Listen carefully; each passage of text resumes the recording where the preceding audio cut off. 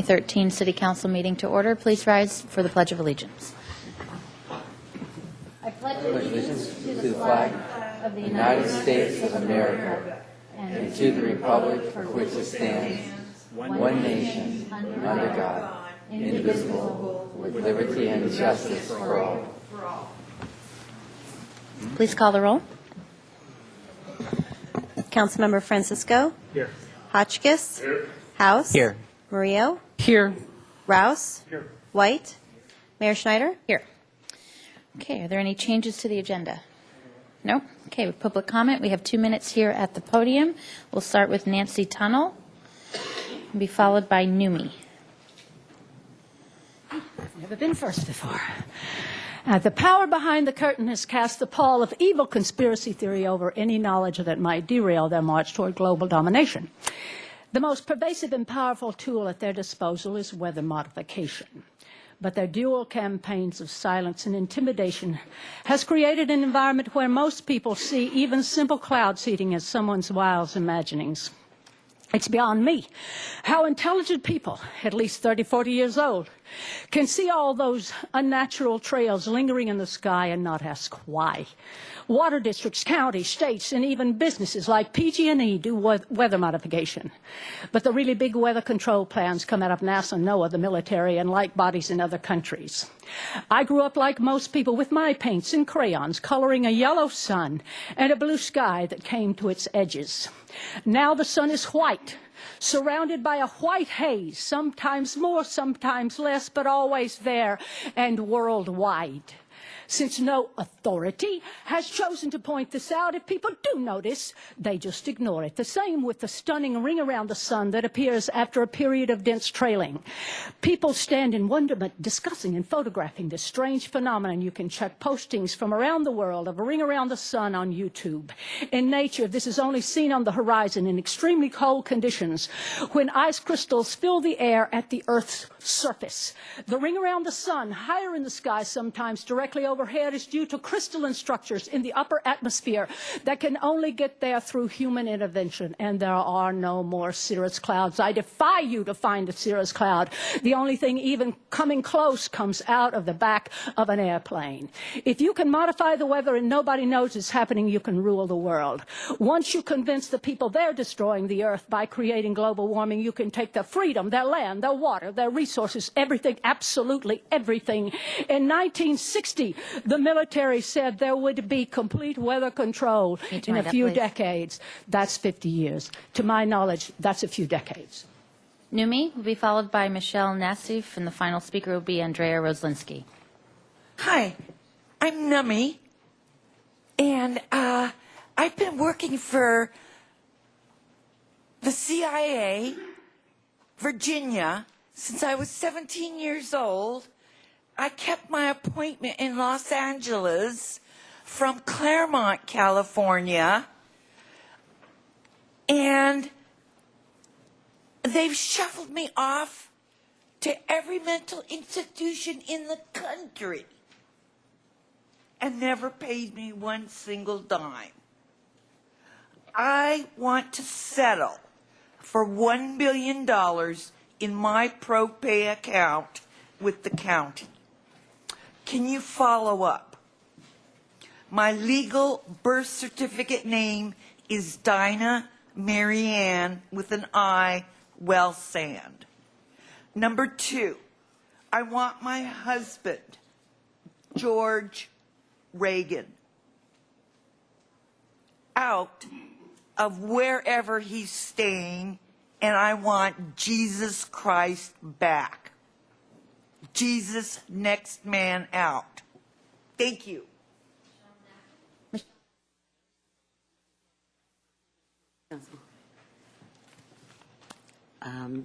My concern is about the bulb outs being placed around town. I was concerned when I saw the new one being put in at De La Vina and Figueroa Streets. They're a hazard to our community. I feel like they're unsafe for walkers, bicyclists, bus drivers, fire trucks, cars, and emergency vehicles. I feel a stop sign inside of a bucket of cement bolted down to the sidewalk would be less expensive and more helpful to all the accidents that occur at that intersection. And I was just hoping that you could take the time before you approve another bulb out to please do a drive-by, unannounced drive-by of the bulb outs to see how they're trash pits. They're not there for their original purpose. They're a hazard. And people use them as waste receptacles. And I think the money would be better spent on putting waste receptacles than bulb outs on our streets. Thank you, Council, for this time. Thank you. Andrea Rostolinsky. You spelled it differently this time.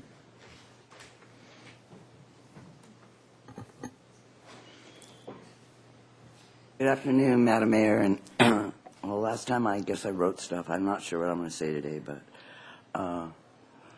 I just wanted to talk a little bit, I guess, about how we can implement better things in the school for gang prevention, or like I want to try to focus on garden knot gangs, out at the county, because that place is still available. It was out at the county by right by Kyle Real and on San Antonio Road. There's a garden there, and it was used for maybe 3 years for the county mental health. And I want to try to do stuff like that with the schools and maybe bus kids there. And also, I wanted to talk a little bit about, like the woman that just talked, Dinah. Well, she was my neighbor at the Falding, but yeah, so I don't know. That place, I don't really, maybe I shouldn't talk about it here, but I do kind of want to, because I just have a friend move there, and she had her Mother's Day package stolen, and someone needs to find out what's going on. I don't know if it's the Toves group or whoever's the umbrella group under the Community Housing Corporation.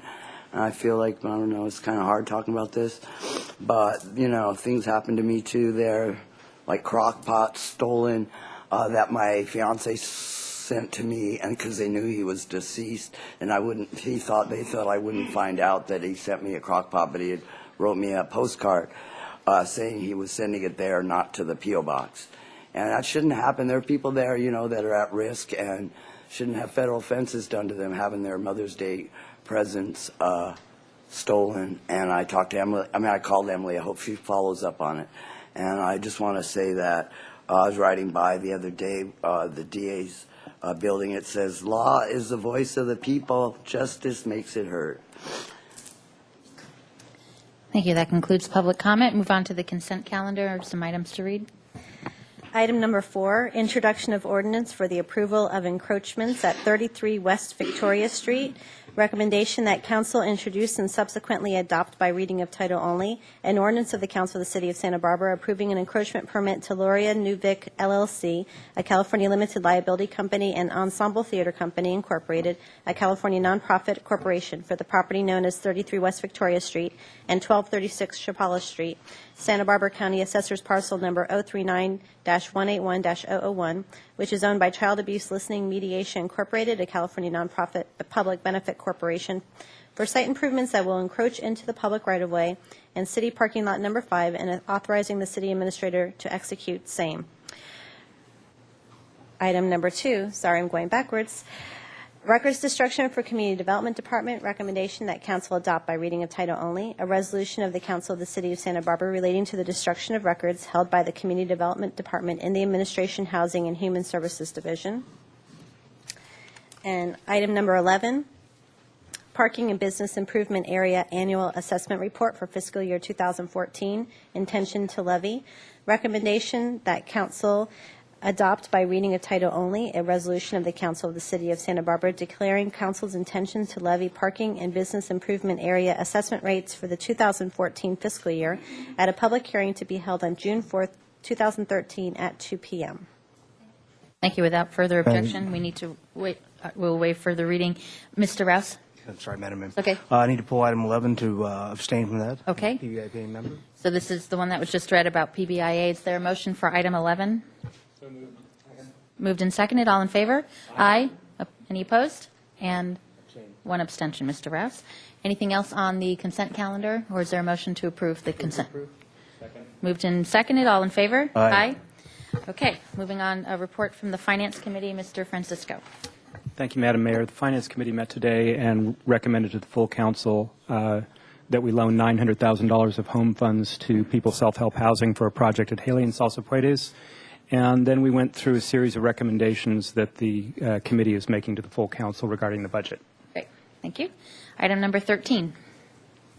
Renewal of levy for fiscal year 2014 for the Wildland Fire Suppression Assessment District. Thank you. There are a few people who need to recuse themselves. If you want to, Mr. Hotchkiss, Mr. White, Correct.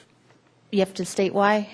Would like to recuse ourselves. Because? Yes, we do. We live in the area. Thank you. Okay. Madam Mayor, that is true of me as well, and I will be stepping down. Okay. So Ms. Connect will be coming in for Mr. Wiley, and we'll see you later, Mr. Hotchkiss and Mr. White.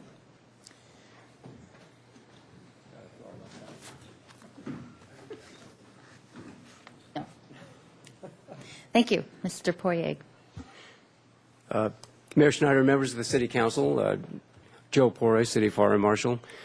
We're here for the annual renewal of the Wildland Assessment District for your consideration. With me today, on my right, is John Bliss, our engineer of record for the past few years on the project. I also have Ann Marks, our wildland coordinator, Fire Inspector Amber Anderson, who was formerly in the position of overseeing the district, and our new district overseer, Chris Braden, who will be running the PowerPoint today and showing you the accomplishments of the last year. Chris has a degree in forestry from Humboldt State and has worked for the Forest Service and done field work, including for our own Parks Department. So he's very well accomplished. He's been doing a great job for us. And I'd like to turn it over to him so he can go through the program. Thank you very much for the introduction. I'm excited to be here today to present and promote the Wildland Fire Suppression Assessment District and also give an updates on the projects that we've completed for this fiscal year. So as you know, the Wildland Fire Suppression Assessment District was established in 2006, and over the past 7 years, it's provided valuable services in increasing homeowner awareness of the threat wildfires pose to their property and provides programs to help reduce the danger of wildfires within the city. As we move into the 7th year within the district, I'm pleased to say that the services we provide continue to improve the safety and reducing potential loss in a wildfire event. The Wildland Fire Suppression Assessment District areas highlighted in the darker shades of green show the boundaries of the foothill and extreme foothill zones within the city of Santa Barbara. The 4 main services provided within the district are vegetation road clearance, voluntary defensible space inspections, which are conducted year-round, our annual chipping program, and the vegetation management within the vegetation management units outlined in the 2004 City of Santa Barbara Wildland Fire Plan. Today I'll be going over these services and discuss outlining some of what we've accomplished this year and also discuss the projects planned for the 2014 fiscal year. The first program I'll discuss is vegetation road clearance conducted annually within the district. This program is designed to improve the ingress of first responders and the egress of homeowners evacuating their homes during an emergency situation. By reducing the amount of encroaching vegetation onto the roadways 10 feet horizontally and 13.5 feet vertically, it helps in minimizing traffic problems during evacuations and decreasing the response time for emergency personnel. Overgrown vegetation around fire hydrants is also removed in order to make sure they're visible and can be accessed readily. These pictures are good examples of trees with low-hanging branches in the roadways, and as you can tell, they could be problematic for emergency equipment or vehicles with poor clearance. With hedges that are encroaching into the roadway, we really try to work with property owners to ensure that they understand what we're doing and why it's so important to maintain. We also do our best in considering privacy, screening, and aesthetics to homeowners' property while ensuring our safety goals are met. 2012 was a very successful year for our vegetation road clearance, and we were able to treat over 15 miles of road within the district and removed 85 tons of vegetation. The roads highlighted in blue are the areas we've treated this last year, and many of these roads are major evacuation routes, and we'll continue to pay close attention to these roads when prioritizing our vegetation road clearance for fiscal year 2014. The second service that's available to residents in the district is the ability to have a voluntary defensible space inspection conducted on their property. And this service is available year-round, and it's a great way to educate property owners on improving the safety of their home if threatened by wildfire. Every homeowner in the district has the opportunity to work one-on-one to learn more about creating and maintaining an effective defensible space area. And often this can include looking at potential changes to landscaping, removing highly flammable species, ensuring the areas surrounding their home are free of any hazardous material that could affect the home's ability to withstand a wildfire. And as you can tell, this home in the Upper San Roque area was threatened by the 2009 Hezazita fire. And it's a great example of why defensible space is so important and how with the proper tools and techniques you can really create good defensible space while maintaining its aesthetic qualities. So once we've consulted with the homeowners and they have a better idea of the species and the vegetation that should be removed on their property to improve their defensible space, oftentimes there's a large amount of plant material that's associated and that can be difficult and costly to dispose of. So our chipping program is offered once a year and it's available to all homeowners within the district. By providing the service, it's a great way to incentivize homeowners to increase their defensible space and providing a cost-effective way of disposing the cut vegetation. And this program has continued to increase in popularity each year, and it's a great indicator of how homeowners have continued to improve their defensible space on their properties within the district. The chip areas are broken down within the district, as shown on this map. And each year, this map is provided to homeowners within our annual newsletter with the starting dates that the chipping is going to begin in each of these areas. So this map of the chipping areas is also available on the City of Santa Barbara website, our blog and Facebook and Nextdoor.com pages as well. We update all of those web pages with chipping dates before they happen. So the final service that's provided by the district is that of vegetation management within the vegetation management units outlined in the 2004 City of Santa Barbara Wildland Fire Plan. And this service is one of the most important tools we have within the district by reducing the overgrown dead vegetation outside of homeowners' defensible space, and it's critical in reducing the risk to firefighters that are protecting the city in a wildfire event. The areas we're conducting the vegetation management unit are located on property that is outside of the homeowner's required defensible space area. And the orange portion on the upper part of the map shows the Community Fuels Treatment Network, which ties together the fuel management between Santa Barbara, Montecito, and Santa Barbara County. In the 2013 fiscal year, we successfully completed fuels treatment on the two fuels management units you can see is located on the map on the right, which are the Coyote Circle Westmont and the Eucalyptus Hill vegetation management units. And working with the homeowners in these areas, we're able to complete 18 acres of vegetation clearance. This photo shows some of the work during progress on these two vegetation management units, and you can see the terrain could really vary between the properties. So it's important for us to work with homeowners closely to ensure that our vegetation management goals are met and the work completed is maintained by those homeowners after we've completed the work. So these before and after images are the vegetation management units completed in this fiscal year 2013. And you can see this hillside on the right has a lot of the overgrown vegetation that's with a lot of eucalyptus, and it's taken out the lower portion of the Coyote Road Eucalyptus Hill project. So after, you can see the hillside on the right's been cleared, a lot of that vegetation. And it's important that while we remove the exotic and invasive species, we also retain oak seedlings and other important native vegetation. Similarly, this photo was taken from the Eucalyptus Hill Vegetation Management Unit looking off of Eucalyptus Hill Road. And you can see there's a lot of thick overgrown vegetation and ladder fuels that are climbing up a lot of those trees. So the crews were able to thin out and remove a lot of the dense vegetation within the eucalyptus and promote growth of native species. And when working in these areas, the crew removed a lot of the ladder fuels and also making sure to retain a lot of the biologically significant species and be aware of things like rat's nest and other sensitive species. This map is showing the vegetation management unit we're planning on working on in fiscal year 2014, and we're hoping to treat as much as we can throughout the area and work closely with the homeowners that are involved in this vegetation management unit. This map shows the 30 properties in the Alston Place Vegetation Management Unit, and you can see the property size varies greatly between the homeowners, so it's important when we're developing a management plan that we're able to work with these homeowners, and once the work is completed, they're able to keep up with it on their property as the years progress. The Wildland Program funding is a combination of funds between the Wildland Fire Suppression Assessment Fund and the General Fund appropriation. This year, the Wildland Fire Suppression Assessment District Fund is $245,287, combined with a general fund appropriation for a total of $445,287. The general fund appropriation is combined monies from and operations resources from Fire Prevention Bureau and other departments within the city. Each year, the homeowner's contribution is determined annually by a required engineer's report, and the engineer's report outlines the cost based off of the Consumer Price Index each year, with an increase of 1.93% for the 2013-2014 fiscal year.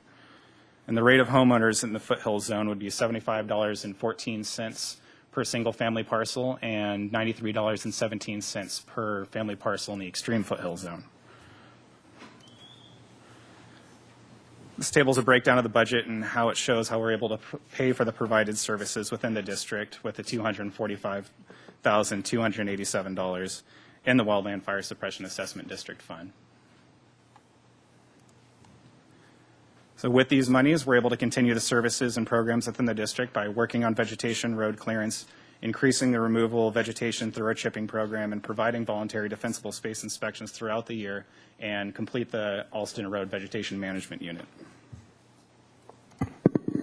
And with that, I'd like to recommend that the City Council adopt the resolution to renew the services as outlined in the Wildland Fire Suppression Assessment. Thank you. Do we have any speaker slips on this item? No, we don't, Madam Mayor. No? Okay. To the council then. Any questions or comments or a motion? Mr. House? Madam Mayor, I'll just combine the two. I'm really grateful to the residents for choosing to assess themselves and to be able to get this thing started, and it's clearly demonstrating its benefit over the years. And I'm really glad that we're able to renew this. In your report, it's a way to promote what you're doing as well. And so we want to keep up our activities to promote this service. So I'm about to make a motion. Mr. Poirier, what is the effort that you're making to make sure people know of the services that you have available? I know you go to the Riviera Association, for instance, and present to them from time to time. What else do you do? We have a tremendous outreach program, but most of which is conducted by Chris now before it was conducted by Amber Anderson. But we also, the chief and I, get out into the field. Ann Marks gets out into the field. We have our Wildland Fire Service Assessment District newsletter. We have the website that we direct people to, and we get an amazing response from the residents of the area. We have a lot of input from them by email, by phone, and in person. We also get up to other homeowners associations, of course, like the Eucalyptus Hill Homeowners Association about 2 weeks ago. So we have a tremendous amount of public outreach. Well, keep up the good work. I know that the Mesa had a chance to participate in this back when there was the opportunity, and I know the need is still there. Perhaps there'll be an opportunity in the future to reach out to them again and give them that chance. Have you had a chance to make any contact with them since this started up?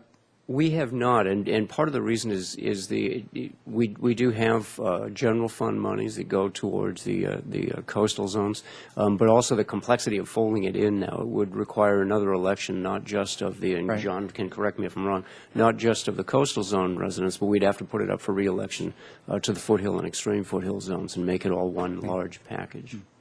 Well, thank you very much. Thanks for your efforts. Madam Mayor, I move the staff recommendation. Second.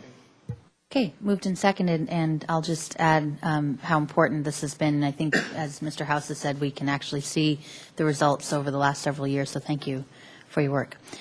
All those in favor? Aye. Okay, that passes. Thank you very Thank much. you. Item number 14. State Route 225 relinquishment authorizations. Okay.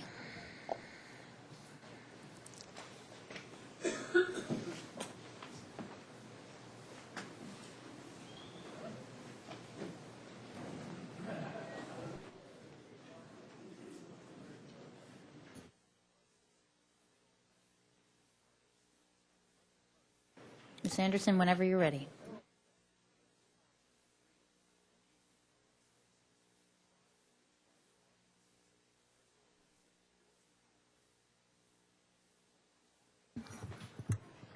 How do we make it go big?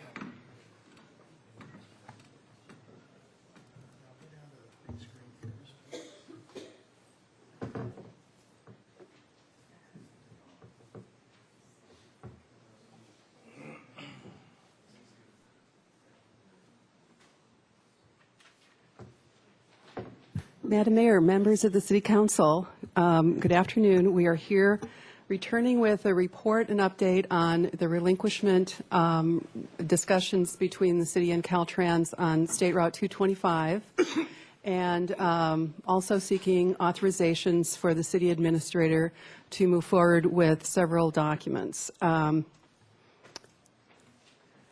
you'll recall, the location of State Route 225 that we're discussing runs from Cliff Drive and Las Positas Road with Castillo Street and Las Positas at Highway 101 as the endpoints.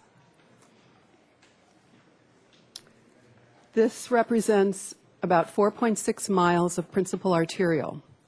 And as a comparison, the current city principal arterial mileage is a little over 15 miles. So this represents about a 30% increase to that category of roadway for the city. Our overall city mileage currently is 235 miles. So it's roughly 2% of the total mileage, but for a much higher use of roadway. At our previous council meeting, which also happened to occur on May 21st, only in 2012, the council directed staff to move forward on parallel tracks, both addressing relinquishment issues that needed to be addressed for the formal process to occur, and at the same time look at a work plan to address overall corridor safety issues and opportunities that might exist for improvements, consider the effects of the recent corridor changes, what's known as the road diet that had recently occurred on Cliff Drive, and also look at potential conceptual alternatives and phased pedestrian improvement opportunities. So starting with that, I'll address briefly the safety analysis and corridor assessment work that was done by city staff. And you'll recall, as we discussed this work plan last year, this was work that was undertaken at a staff level. We did not go through any kind of public engagement or public involvement process. This was intended to provide some preliminary understanding of what was feasible. So with that in mind, we looked at the crash analysis reports that had been discussed quite a bit a year ago. And we identified the fact that there were approximately 600 crash reports that had not previously been included in the analysis for the corridor. The reasons for that predominantly relate to how the crash reports are issued and filed. If the location is identified, for example, as Cliff Drive and not as SR 225, it won't show up as a state-owned facility. So there were several areas where the nomenclature was the familiar street name, not the designation of a state route. So that resulted in a number of these reports that didn't show up and are not reflected in Caltrans' system. We shared that information with Caltrans, and they have, subsequent to the January, February transmittal of these reports, been going over an analysis of their own on this new information, relatively speaking, to a year ago. In addition, we looked at the impact of that additional crash data information, and it actually reflected a localized area of primary impact. The section on Cliff Drive between Loma Alta and Rancheria was really the area where the concentration occurred. The remainder of the corridor fell reasonably within the typical crash status of another similar type of roadway in the state system. But it was that localized area, primarily near City College, that reflected most of the additional accident concern. We looked at the possibility of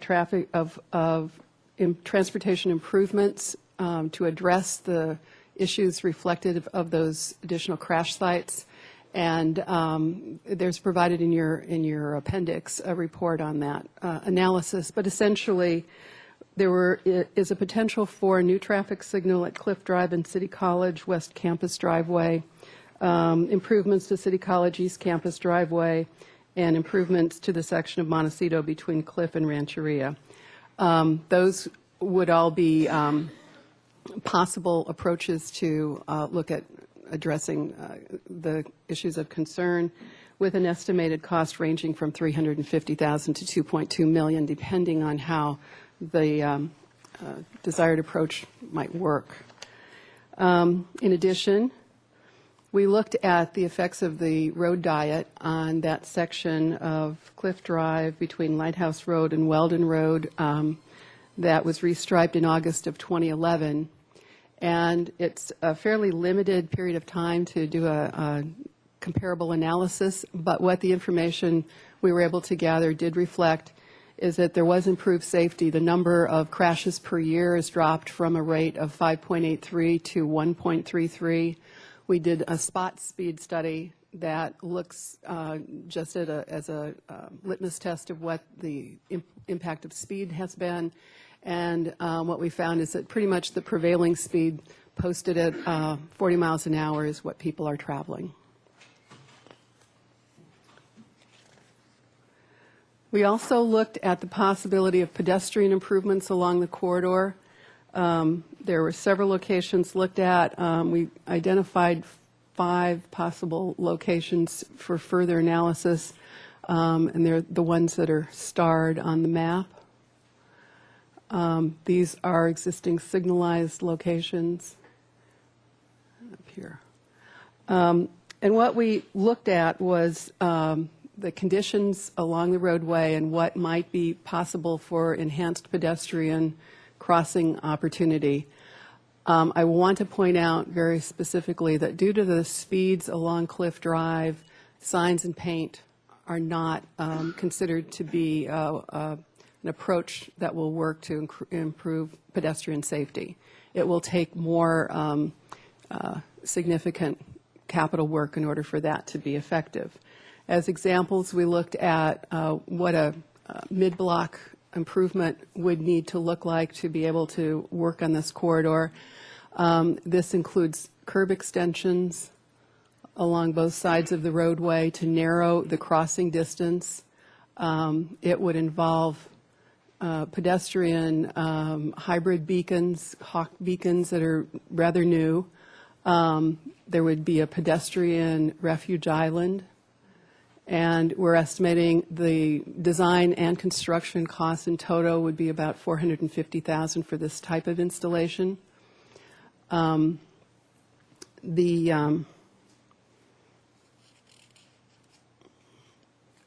issues, as I said, that we're having to take into consideration are the speed of the traffic. At 40 to 45 miles an hour, it takes 360 feet roughly to be able to stop a moving vehicle. And at those types of speeds, the visibility of the driver is narrowed. So to pick up and cue in that there are pedestrians in the area is in a much smaller cone with increased speeds, and that's why the curb extension part of this design would be important, along with the flashers that also can draw attention. And the pedestrian refuge island, given that it's still a quite wide street to cross. Looking at types of locations, these are examples that were looked at for Santa Cruz Boulevard and Oliver Road, both of which are T intersections and would require a similar type of treatment with a curb extension, median island, the flashers, and the improvements for ramps. These estimated costs for this type at both Santa Cruz and Oliver as examples would range between $225,000 and $270,000 per intersection. We have a question, Mr. Rouse. Mm-hmm. Right, thank you. The previous slide, it appeared the bike lane was encroached upon the way the thing is drawn by the curb extension. And the following slide looked like there was no bike lane represented at all. Can you clarify for me, please? Yeah, thank you for the question, Councilmember Rouse. What this really is taking off is the area that is set aside for parking. The bike lane would continue through on both directions. Does the bike lane narrow at the point of the? It just appears. I mean, from the drawing, it appears to represent that way. I'm These not are clear. schematics, so I wouldn't say that they're necessarily, a to scale kind of thing. You're looking at the curb. I'm sorry. You're looking at the curb line and how that affects the location of the bike lane. I don't think we're looking at really a narrowing of the bike lane of any perception. And the following one, then was there? It doesn't appear to have bike lanes drawn in, or I'm missing that. That's true. On this location, we don't have bike lanes reflected, and I don't know that they're striped. Yeah, they're not striped in that location. All right, thank you. Mr. Hotchkiss? Thank you, Madam Mayor. We have quite a few elderly people in this area. Do we make special allowance for an increased period of time that it would take for them to traverse that street? And if so, how do we figure that? Do we just hold the, I don't know, what do you do here? I'm going to ask Derek Bailey to come up and respond to that question, our traffic engineer. Madam Mayor, Councilmember Hotchkiss, yes, we use a standard walking speed when we're determining how much time to give people to cross the street, the pedestrian clearance we call it. If it's a standard normal walking population, we use 3.5 feet per second. If there's a lot of elderly or slower walkers, we use 2.8 feet per second. What it amounts to is more time to cross the street, so we do take that into consideration. So do the blinkers, if we have blinkers there, stay on longer, or? Yeah, that's all programmable. The more time people need to cross the street, the more time we provide. And would there be at each side of this some sort of indication that, when you see the countdown in seconds on some kind of display so that people could be aware, oh, I better not even try crossing here, there's only 5 seconds left? Or Right. If it's the pedestrian beacon that was shown in the last slide, those do come with the pedestrian countdown timers that are typical at our traffic signals. All right. Good. Thank you. And just as a follow-up, we looked at some of the other types of safety enhancements that we've used throughout the city. For example, video bicycle detection, the pedestrian countdown timers, ADA improvements at the sidewalk crossings of existing driveways. There was a program that Caltrans went through a few years ago, but there are areas where the slope of the driveway as it crosses the sidewalk isn't suitable to meet ADA standards, so those would be improvements that could be made. And as well, a guardrail along Las Positas Road is a possible improvement at some point. The total of all of those types of improvements would range between $800 and $1 million.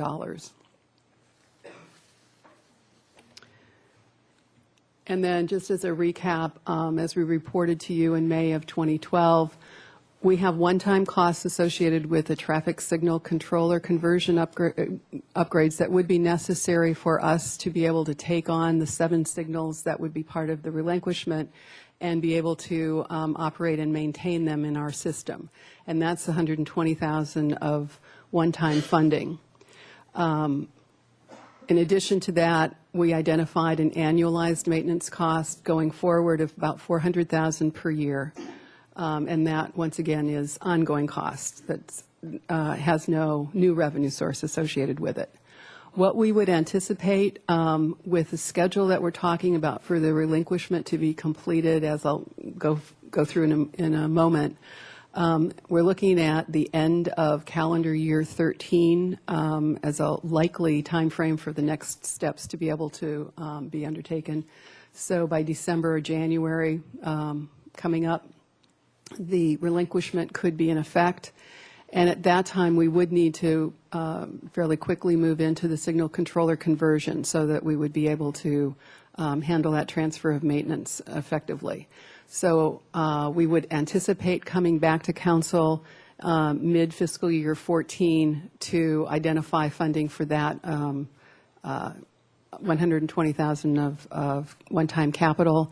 We would look at our revenue picture at that point and either look at the opportunity to bring in and acknowledge new revenues that were associated with better than predicted revenue streams, or we would reprioritize capital projects and identify funding in that way. Ms. Anderson, does this include slurry sealing or whatever maintenance we have to the surface? The ongoing annualized maintenance does include that level of maintenance. It wouldn't include something like a more significant overlay that would be needed every 10 to 15 years normally for a primary arterial. And how long before we need that kind of major improvement? Well, as you know, there was a surface repair project that the state undertook within the last 18 months. So I think we would be looking at probably within the next slurry seal cycle, so within the next 5 years, we would look at that type of treatment. And then another 15 years or so before we would need the major? That would be the overhaul? hope, yes. Okay, thank you. Mr. House? This is a heads up of something that would be imminent, what you have on the screen right now. That's correct. Given that we go with the agreement. The way I'm interpreting the images that you showed us of the pedestrian improvements at different places along the way is you're showing us what could be done, and probably, I guess the message I'm taking is these are the kinds of things that we can't get under the current under the status quo with Caltrans being the owner of the road, but these are the kinds of things that we could consider as we look forward into the future. We're not planning right now of doing them all at once, but you're showing us sort of a menu of options that would be likely at different places along the way. Madam Mayor, Councilmember House, I think what I would say to clarify what we're intending with the information that we presented is that there aren't simple low-cost improvements that could be made. Sure. What we would need to see is a significant capital investment to be able to make changes that would be appropriate for this type of facility. I get that. And these wouldn't be possible under the current system, current situation. That's my understanding, yes. All right, thank you. Okay. So, We have one more question. Mr. Yes. White? Thank you, Madam Mayor. Just in that, to follow in that vein, in the staff report, I believe alludes to the concept that the Caltrans guidelines and standards are different from local ones when it comes to traffic safety improvements and criteria for making those changes. Am I correct in that? Could you talk about that a little bit? Madam Mayor, Councilperson White, and I did want to acknowledge that Eileen Lowe is in the audience, the Deputy District Director for Caltrans. What I would say is, from my understanding, it's not that our standards are different, it's just the prioritization of resource and the criteria looked at for capital money being put toward a project is on a different scale. Okay, so that, for example, at the City College intersection, which is obviously one of the hot button deals here, that if we're using local metrics, there would be could be more opportunity for grant searches, et cetera, than at the state and highway level. The triggers would not be there to even apply. I actually am going to touch on that in the there. second bullet. All right, excuse me. All But right, I will that's- recall your question as Okay, I thank do you. that. Thank you. In the context now of moving into the relinquishment negotiations, we've kind of walked away from the status update of what kinds of safety improvements or local pedestrian projects could be achieved and what the scope and scale of those might look like. This is moving into the parallel track of the relinquishment negotiations that have been going on over the past year. And we had brought it down to 4 key points on the draft relinquishment agreement and 2 on the draft freeway maintenance agreements. And as noted in the car, what's been happening since middle of March, we were notified by Caltrans that we needed to work under a time constraint of moving this forward in order for the Caltrans budgetary process to hold on to the negotiated amount of money that we had previously identified for the transfer to occur. And initially, we were told that April 30th was the deadline for the council to have approved in total the agreement in order for the funding not to be lost. Subsequent to that, we were able to have a conference call with Caltrans staff and city staff on April 19th, and we focused in on the areas that we're still trying to get to closure on relative to two types of agreements. One is the relinquishment agreement that covers the transfer of 225 from Caltrans to the city.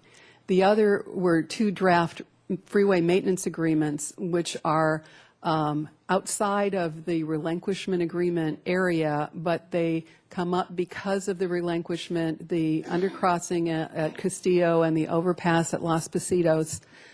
Los Positos fall into the agreement of Caltrans with local agencies relative to their facilities going through cities and how the local maintenance is shared, even though the structures in both of these instances are retained by Caltrans. So we had several issues that we were working to try and come to agreement around. They included the Los Positos retaining wall repair, which you'll recall a year ago in May of 2012. We had identified problems with structural repair needed for the Los Positos retaining wall, and the resolution of that was Caltrans agreeing to retain responsibility until such time as they were able to make improvements to the structure, and then it would be turned over to the city. The traffic collision data and the improvements that might be indicated based on that analysis was another outstanding issue. As I said, we provided the information to Caltrans, flagged it for them in a report in November, but transmitted the collision data to them over January and February. And their indication is it will take 6 months for that analysis from Caltrans staff to be completed. So that's July of this year. Should there be projects or project warranted from that analysis based on Caltrans criteria, they would move forward and have acknowledged that they would complete or address that type of project. Their preliminary review of the data that we've provided indicates that it's unlikely that they would find the improvement of signal installations or improvements to accesses to City College to meet their warrants for funding.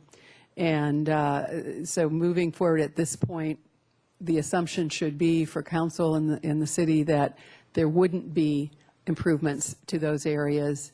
Should it happen, it would be a bonus, so to speak, but don't anticipate it and don't expect it moving forward.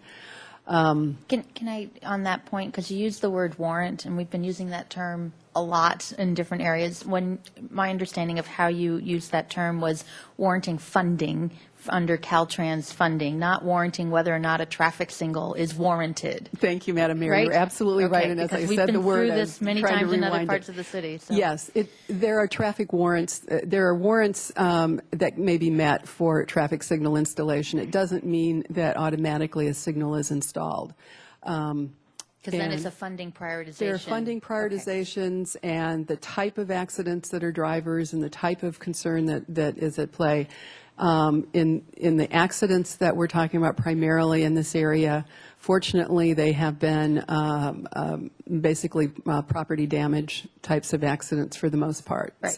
So to get back to Mr. White's question, if a traffic signal, let's say, is warranted, Correct. so allowed, under Caltrans's purview in terms of looking at the entire state and all their funding needs that they have throughout the state of California, a traffic signal at the West Campus, for example, may be very low on the totem pole, whereas for the city, if it's warranted, we have a whole different realm of responsibility and authority, and it might rise up to the top in terms of searching for funding.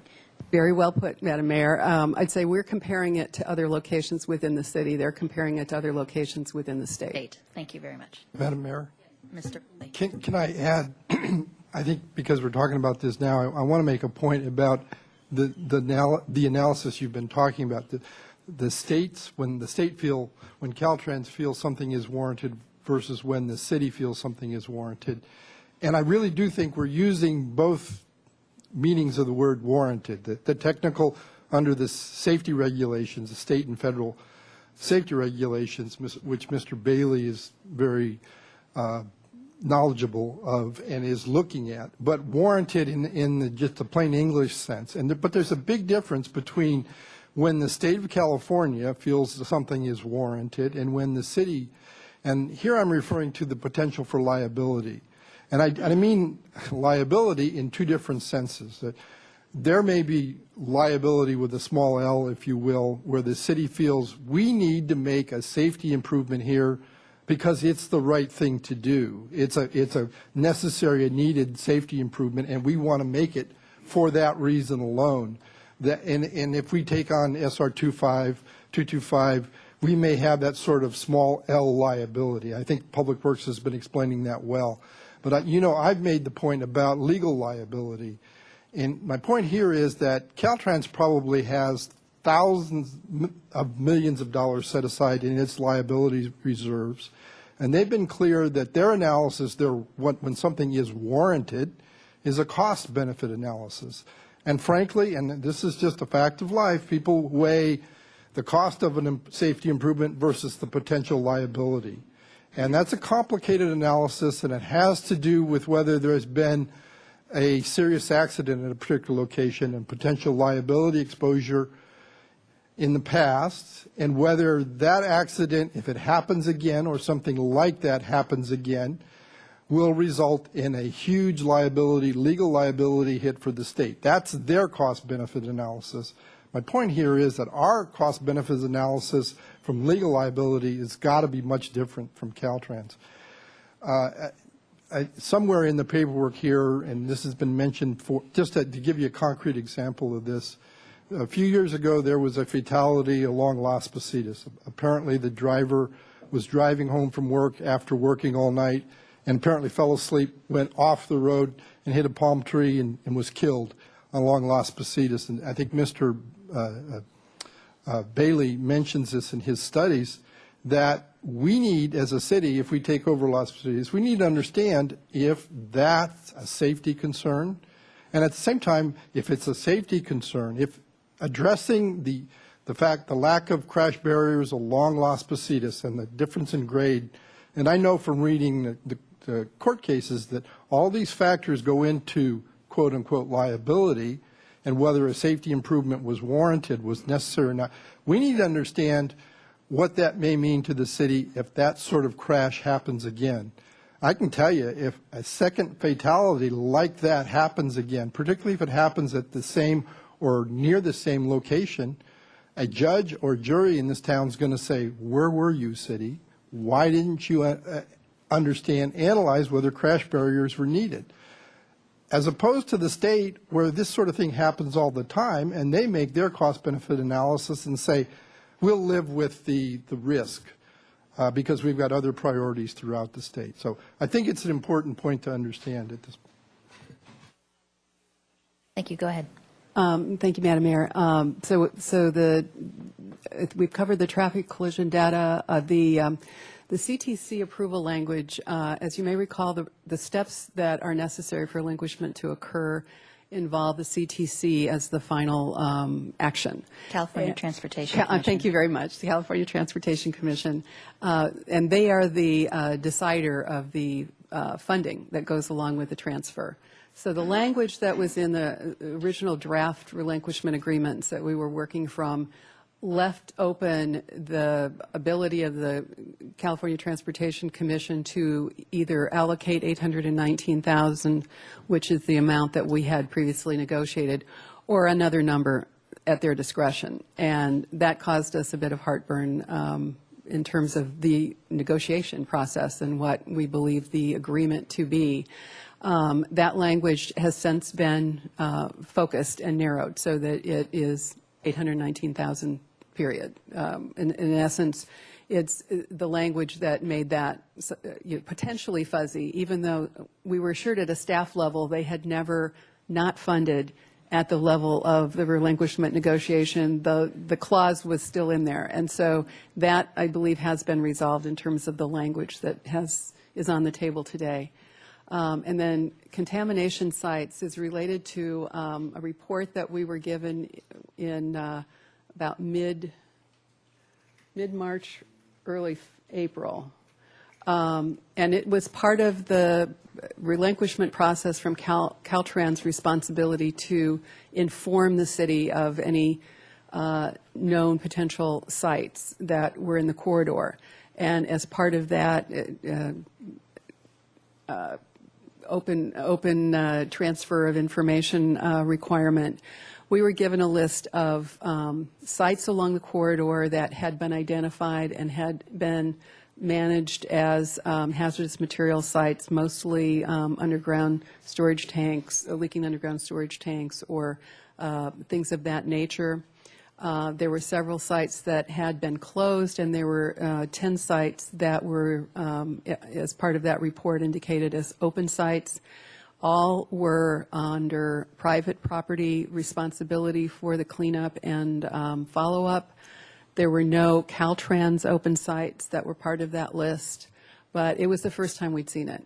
And so we had been scurrying to try and understand what the range and issues related to those sites involve and what the potential liability for the city could be if we were accepting relinquishment and then were found to have either tanks that were identified potentially within the right-of-way of the roadway. In our experience in the past, if those situations occur, they become the city's liability. So we were looking for language that would help us to address the concern for that liability, and I'd point to the city attorney for any comments relative to the comfort level with where the language is. Attorneys have been talking a lot today. Well, Madam Mayor, as the Public Works Director mentioned, we did have a conference call about a lot of these issues about a month ago, and there was some indication in that conference call that Caltrans was willing to work between the attorneys with some compromise, some mutually acceptable language with respect to these contaminated sites. But as of this morning, their position is pretty black and white. We don't want any liability, and all of the liability for these 10 contaminated sites must transfer to the city under all circumstances. And I have to tell you, it's not just former gasoline station sites or existing gas station sites. One of them is a dry cleaners, and that dry cleaners was nowhere near the SR 225 right away, and as far as I know, didn't involve an underground tank, but it involves PCE contamination, which is a very serious, very difficult form of contamination, very difficult to remediate. One of them, essentially all we have is a 2-page list of these 10 sites. It doesn't indicate that they're all on private property. It's all we have. One of the sites says it's a residence, and it's MTE contamination, which again is a very serious form of contamination, and we don't know anything about it. The list does indicate there's something like 18 monitoring wells in the right-of-way, in the state right-of-way. Presumably, the state allowed those monitoring wells to be put into the right-of-way pursuant to some encroachment agreement, but we don't have copies of those encroachment agreements. We don't have any reports on any of these. Well, as I say, we just have a listing of them. Yet the state is saying to us, city, you must accept the liability. And I have to tell you, at a minimum, as the city attorney, my recommendation is that we not sign anything on this point until we have more information about this. We really need to know the potential extent. We know, as a city, we've certainly been forced to remediate sites, even though a tank was on private property and near the right-of-way. And we know, as a city, that the Regional Water Quality Board has insisted that we maintain monitoring wells and even put in monitoring wells and provide regular reports about the monitoring. These would be monitoring the groundwater contamination. So, Mr. House? Okay, good. Thank you. I was about to click on anyway, based on the previous part of that, which you mentioned just a moment ago. So I'm noticing a couple things. One in here, and I'd like to ask a question. In the relinquishment agreement draft that we have in front of us, and I hope you'll take a moment with it, there are specific things that are in here, like the indemnifications that are in here. The city will be defending, indemnifying, and saving harmless Caltrans for some things. And then the other side of that coin, Caltrans shall fully defend, indemnify, and save harmless the city, other things, which address these particulars, including that the payment by Caltrans of the $819,000 would be required for this thing to be finalized at the very end. In any case, then I looked carefully at the staff recommendation today, and in both of the items B and C, the last part of it is subject to terms and conditions acceptable to the city administrator and approval as to the form of the agreement by the city attorney, and that's in both of them. So I think what I hear you saying, Mr. Wiley, is that if we were to approve this today, the relinquishment, you've built into the approval the that you and the city administrator would have to have come to the agreement on these particular things that aren't completely finished up at this moment. And you've given us a draft of what you're looking for in the staff report. Councilmember House, yes, that's correct. That was very definitely our intention to get authority for the city administrator to negotiate the necessary agreements subject to the approval of the form of the agreements by the city attorney, and then to discuss our concerns today with you. Because frankly, we just don't want to necessarily get caught in the middle.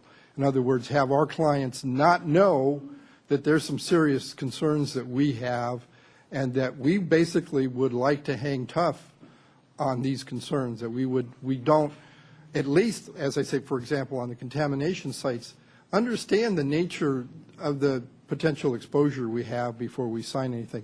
I have to add, though, the relinquishment, the draft of the relinquishment agreement that apparently ended up in your package was at least not my intention. That is merely an exhibit to a 60-day, a letter that went out 60 days ago.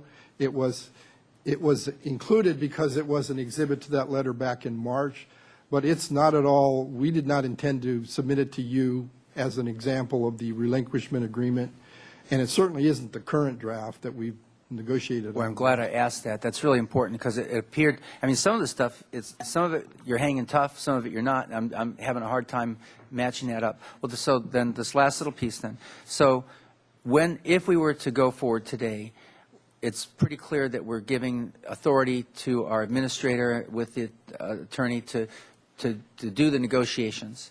I imagine that even with that authority, if there were issues that could not be resolved after hearing us today and hearing the public, that you would be coming back to us and saying, we've given it our best shot, we can't do it, or you'd say, we've accomplished these things and we'd like to move on. So is that the process that we're in? Madam Mayor, Councilmember House, I would say not quite, because of the information that we've received from Caltrans about the timing for council's action today. I think, and I don't want to put words in Ms. Lowe, who can speak for herself, I guess, so maybe we should ask her that question. Speaking for herself. And as was pointed out, the document that you have that's called a relinquishment agreement in your packet was an attachment, and it also kind of gives you an idea of the format. And it's a very brief document, to be honest. I think just to quickly recap the relinquishment agreement, Las Positas retaining wall repair, I think we have come to a fairly solid understanding of the language that supports what we've expressed as our understanding.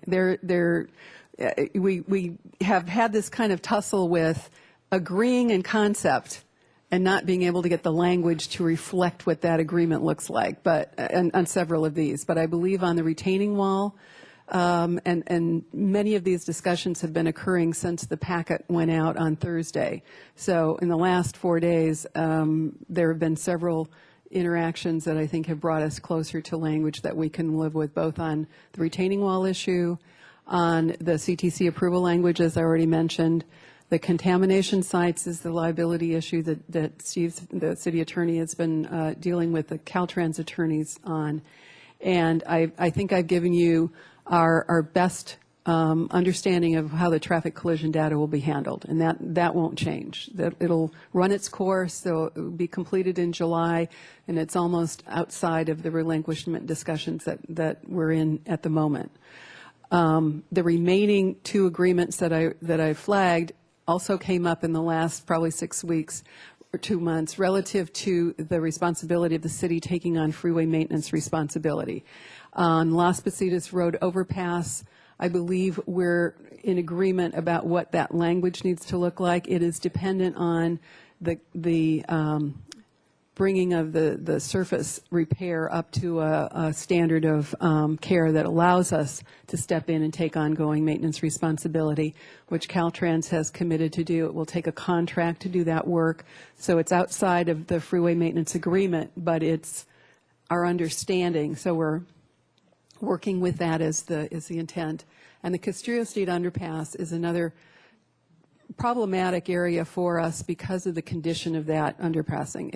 It's got serious drainage issues, and the condition is not sufficient to allow the city to take on responsibility for keeping that in a state of good repair. So we have agreed conceptually with graffiti removal and maintenance of the drainage inlets in that area. We haven't quite perfected the language, but I feel confident about that one based on discussions that we've had as early as this morning.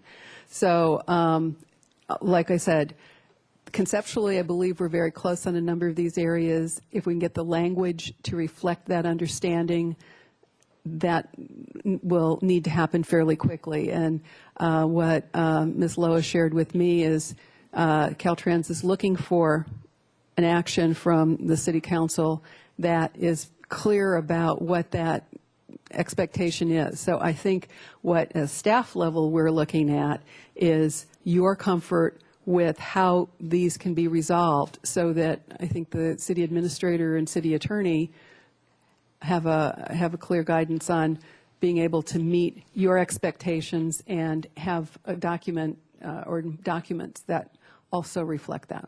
Okay. So I know. Go ahead. Well, Keep okay, going. so I'm going to really work on this because we need to know when we go to vote on something what we're voting on. And at this particular point, I can't quite tell. So I'm going to need your help or one of you's help on when we get to that point. What is it that we can say definitively today that, just like with the labor agreements sometimes, we give authorization. Within that authorization, then we send them forth, and then we finally ratify an agreement after all said and done.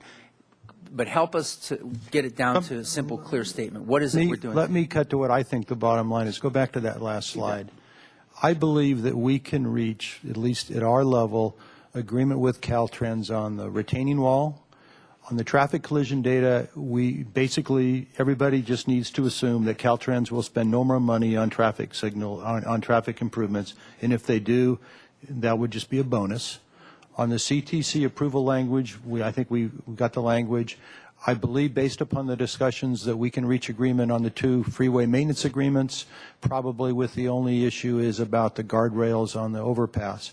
So back to the contamination sites, I'll tell you what, if you approve this, what our intention would be, but we still need direction from you, and that is we will, in the next few days, look at the sites that have been identified, and to the best of our ability with the data we have. Right now, none of them, Caltrans isn't spending any money remediating any pollution in the right-of-way. And what they're saying is all of these are enforcement actions that are being handled by the private sector. We'll do the best of our ability, look and see, is there a way that we will have liability on the sites they've identified? And if we think there's a huge liability, then we probably would say no deal. But right now, Caltrans has said they're all under enforcement right now. They're being remediated in accordance with the rules, and so we'll look at them and do our best as we can. But I think the big issue here is the unknown. There may be tanks under that right-of-way that Caltrans has not identified, that we haven't identified in 2 years, 3 years, 4 years, 5 years. There may be a tank there that we discover, and this isn't just theoretical because we have discovered lots of tanks in the public right-of-way over the last 10 or 15 years that we've spent a lot of money remediating. And Caltrans's position is, even if that tank was installed 20, 30, 40 years ago, as of the date of relinquishment, it's your responsibility. We don't want any responsibility. And so that's, I think, a fundamental question for you as the council is, do you want to accept that risk? And it may be just a theoretical risk. We don't expect a lot of work underground in the right-of-way. It's not like we're going to be building houses there. But we do know, for example, when we did the undergrounding project up there near Meigs, We did run into a couple underground tanks, and in those cases, it was relatively minor remediation, a few $1,000s. It was easy to solve. But there still is that theoretical liability there that Caltrans has been very clear that they are unwilling to say, even though it was, installed on their watch or they've had it, they're saying once the relinquishment happens, you need to accept that responsibility. To me, that's kind of the fundamental direction we need from you today, if you're okay on the other items.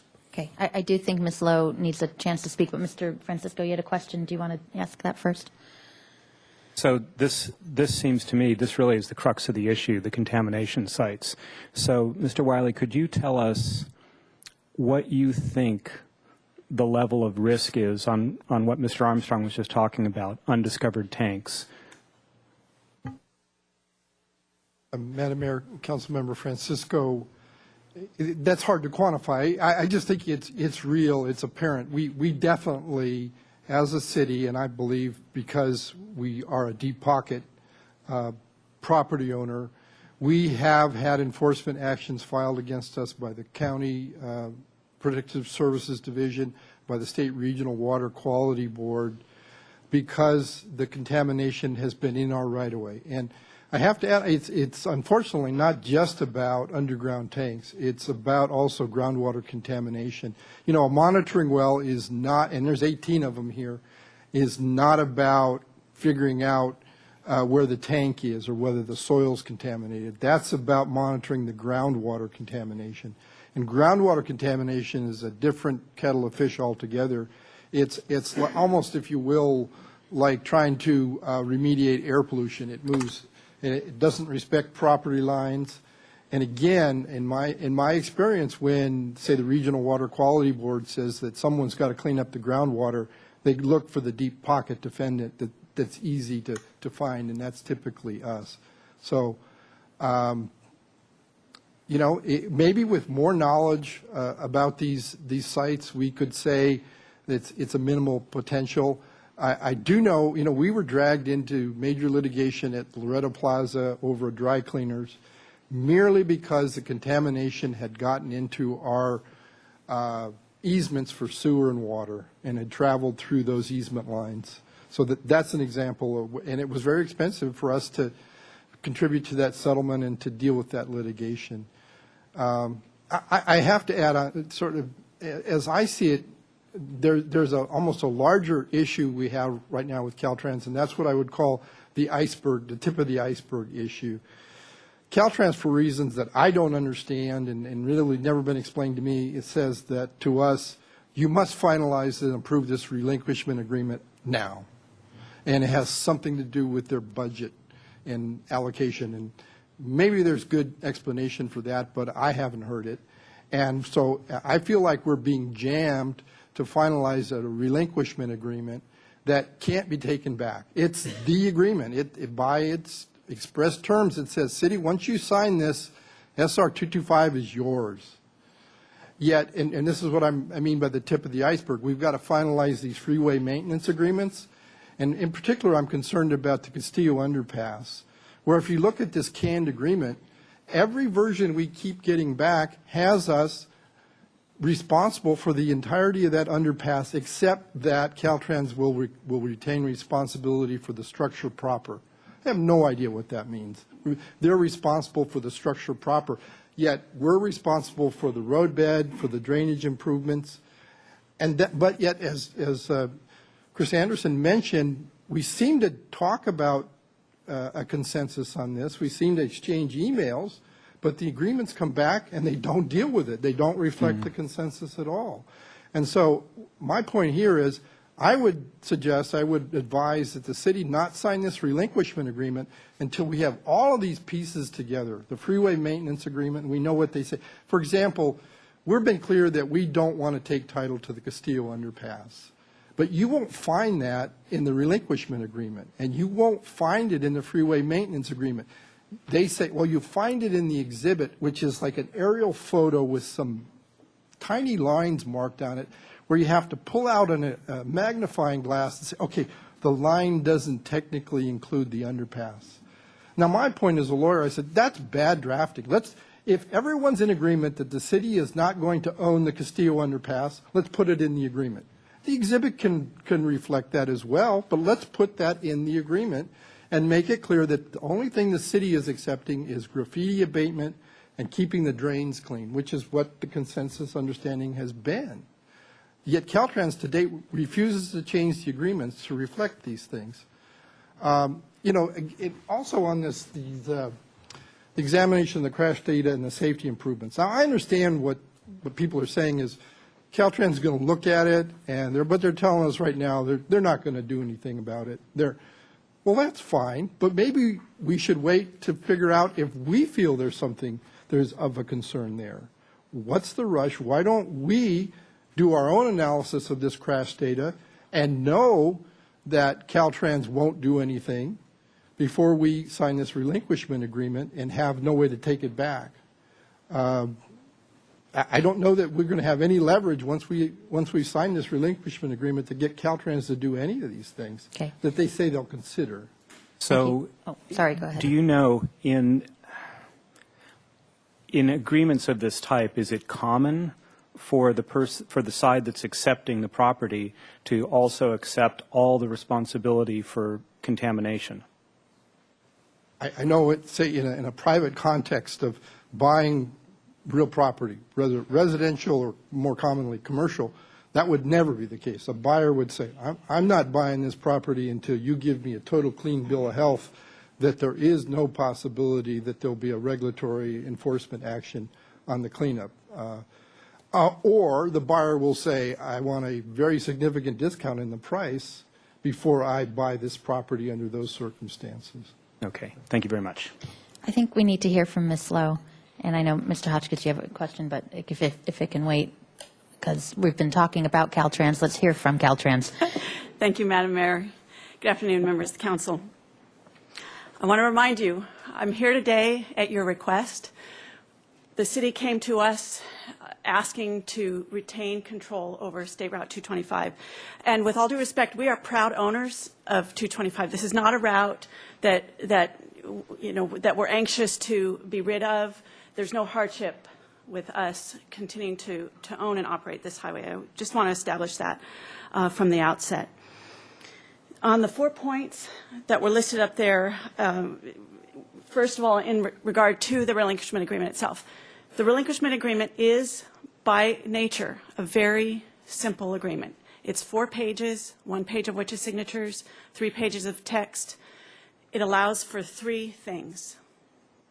The transfer, the essential transfer of control from the state to the city, in exchange for the state to pay the city $819,000. And third, it allows Caltrans to hold back an easement for the purposes of completing construction on a reconstruction of a retaining wall. Those are the 3 essences of the relinquishment agreement. The points regarding contamination arose through Caltrans' obligation under CEQA to provide full disclosure. The information that we provided to you and your staff came from the Regional Water Quality Control Board, from their database, their GeoTracker database. We accessed that information and we provided it back to you. I believe several of the sites are under enforcement action, as I understand it. I believe it may be 3. I don't think it's all 10. Those enforcement actions are against the property owners, and we are not a party to those enforcement actions. The essence of the transfer from state control to local control means that you do take over all the obligations that we currently have, the whole shoot and match. We did hold back that easement for the retaining wall. That is a unique aspect of a relinquishment agreement, and that is the only aspect of this agreement that lasts beyond the California Transportation Commission's action. A typical relinquishment agreement would be adopted and approved by the California Transportation Commission. Money would change hands, documents would be recorded, and then everything would be done. So we have this one element that we're hanging on to for the purposes of completing that wall.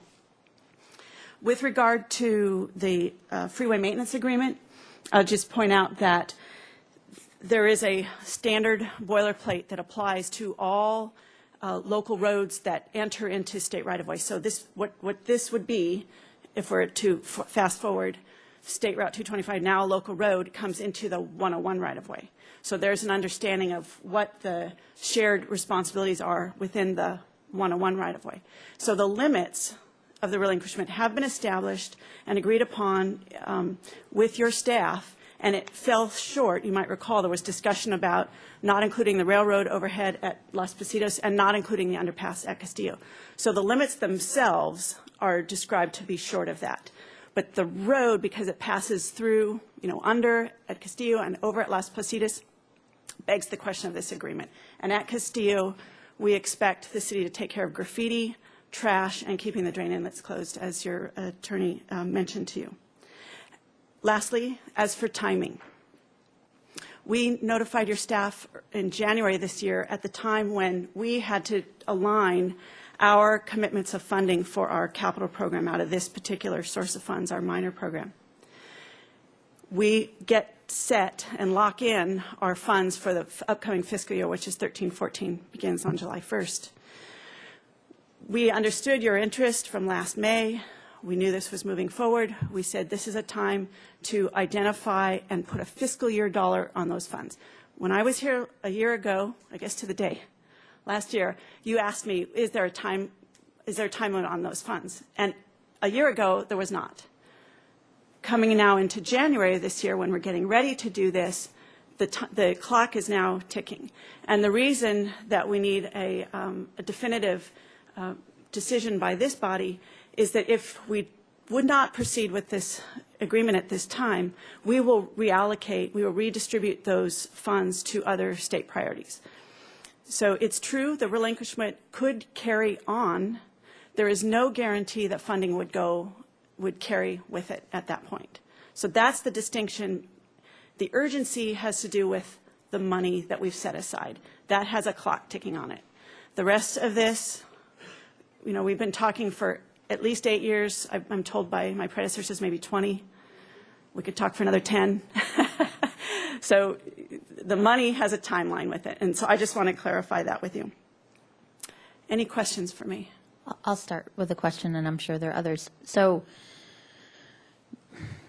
I've seen situations, mostly through SVCAG and looking at funding, that there have been numerous occasions, Prop 1B money, other types of projects within the county where there's CTC allocates a certain amount of funding. We're going to move forward, and then by the time, this is a little different, but here's the scenario. By the time the contracts come in, the bids come in, or even the work is happening, you find you have savings from that money. So even though the CTC allocated a certain amount of money and the project's moving forward, you have savings, and there's a process through CTC to reallocate newfound money in a sense. So why couldn't this, I'm just trying to think of this time crunch. There's some issues here where we need to dot I's and cross T's, basically. It sounds like the conversations are working very well. There's some information we need to have, but everyone's talking the same language about, yes, this is what we mean when we say a maintenance agreement. We just need to all feel comfortable about it. So if that's the case, let's just say that we approve this today, subject to getting all these documents all ready to go. The 819 is authorized, but then for whatever reason, the city administrator and the city attorney just does not sign the final agreement because they say, you know what, this liability issue or whatever it is just not right. Why then couldn't the CTC say, okay, well then now we have it's not like we're paying the state has the money, right? And you can say, why can't CTC then use that funding for a future allocation? Why can't they wait until that point in time to make a final decision? I guess is my question. I hope you're following me. I'm following you, Madam Okay. Mayor. The question is the timing on the funding. The funding commitment comes from the district, and the district's minor allocation is what we're dialing it into.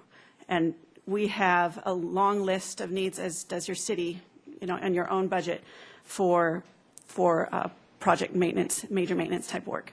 So that's this funding source that we've identified, and that program is so oversubscribed that we could not guarantee that funding would be available in a future year because the needs are so great and the priorities, this would not rise up on the level of priorities for that. But I'm saying we're going to take your money. We'll take your money. And if for some reason we don't finalize the agreement, then you can have the money back. So just assume the money, we'll take it, and then if there's a problem. I'm not sure that in the sequence of events that a refund could. So are you saying it's the timing of when you write the check? It's the timing of the CTC's action, Right. and then the district's commitment, and then the provision of the funds. CTC action is happening. What month is what? I when is believe that right board now meeting? scheduled for October. So really, October.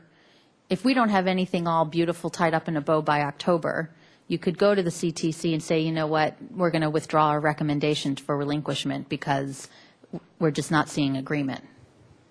The timing, unfortunately, is that for the district, we would have to redirect the funds in July. Well, how can you redirect the funds in July if the CTC doesn't approve it until October? Because if we have approval today and we're establishing a path to take it to the CTC in October, we're reserving those funds. We're saying that's good. We're going to pay the city in, it's probably November. So we're reserving those funds. If we don't feel like this is really going to happen, we will redirect the funding according to other priorities. Right, but I guess what I'm asking is, we do think this is going to happen, so let's move forward as though it's going to happen. I mean, I'm assuming there's majority vote to make it happen. And if the day before the CTC meeting something happens and it's not going to happen, the CTC has that authority just to say we're not going to approve the relinquishment, which means the money doesn't come into our hands, right? Okay. I mean, okay. It's a timing issue here. Any questions for Ms. Lowe? Oh, there we go. Mr. Hotchkiss. If we did not approve this, I guess this is really for Mr. Wiley, and Why don't we, since Ms. Lowe is right here first, if you have. then I'll wait. Thank Okay. you. You're off the hook. Okay. Thank you. Hold that question. Mr. White? Thank you, Madam Mayor.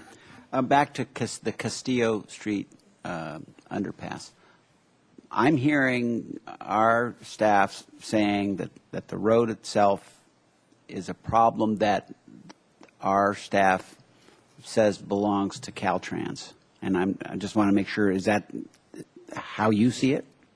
And could that can be, how does that enter the agreement?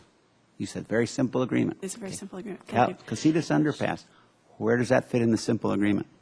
Through the mayor, Councilman White, the Castillo Underpass, as we are very aware of the problems that Sure. faces, and we do own that, and we will continue to own that. To the extent now the local road passes through, the responsibilities for maintenance would be for graffiti, trash, and making sure the drain inlets continue to run smoothly, Right. not be clogged Right. with debris and that kind of thing. So that's it. So the subsurface, and we have to look long-term, and we've been trying to scope a project to do a major fix on there. It's going to be very expensive. It's going to Right. be time-consuming. But that is not your problem. Okay. And it would not become your problem under the relinquishment. Okay. So We're talking about surface flow. do we have a accord on that between our attorney and our Caltrans representative here, or are we just? Councilmember White, we're getting back to the same problem we've been having. Well, the agreement doesn't say that. If I don't know how easy you could get to an aerial photograph in your binder, in your package, it's actually an aerial photograph attached to the draft relinquishment agreement that Mr. House was referring to. Say Exhibit A on top? Yeah, it's Exhibit A. I'm sorry, I have to interrupt. The freeway maintenance agreement is a separate document. It's not Exhibit A in the relinquishment agreement. The freeway maintenance agreement is a separate standalone document that once there's a local road, this is how the state and the city would maintain their facilities. These are separate documents that are probably not in your packet. The standard agreement is lengthy. There's plenty of strike-through areas for this location where it doesn't apply. And then there is an exhibit. This might be some of the confusion. There is an Exhibit A and an Exhibit C that are attached to the freeway maintenance agreements.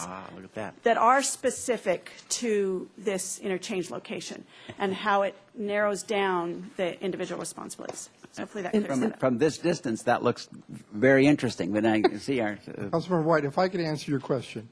The relinquishment agreement, there's no question that that's the agreement that transfers title. Right. In a sense, it's got a legal description attached to it. Right. In this case, what Caltrans does is they talk about milepost so-and-so to milepost so-and-so.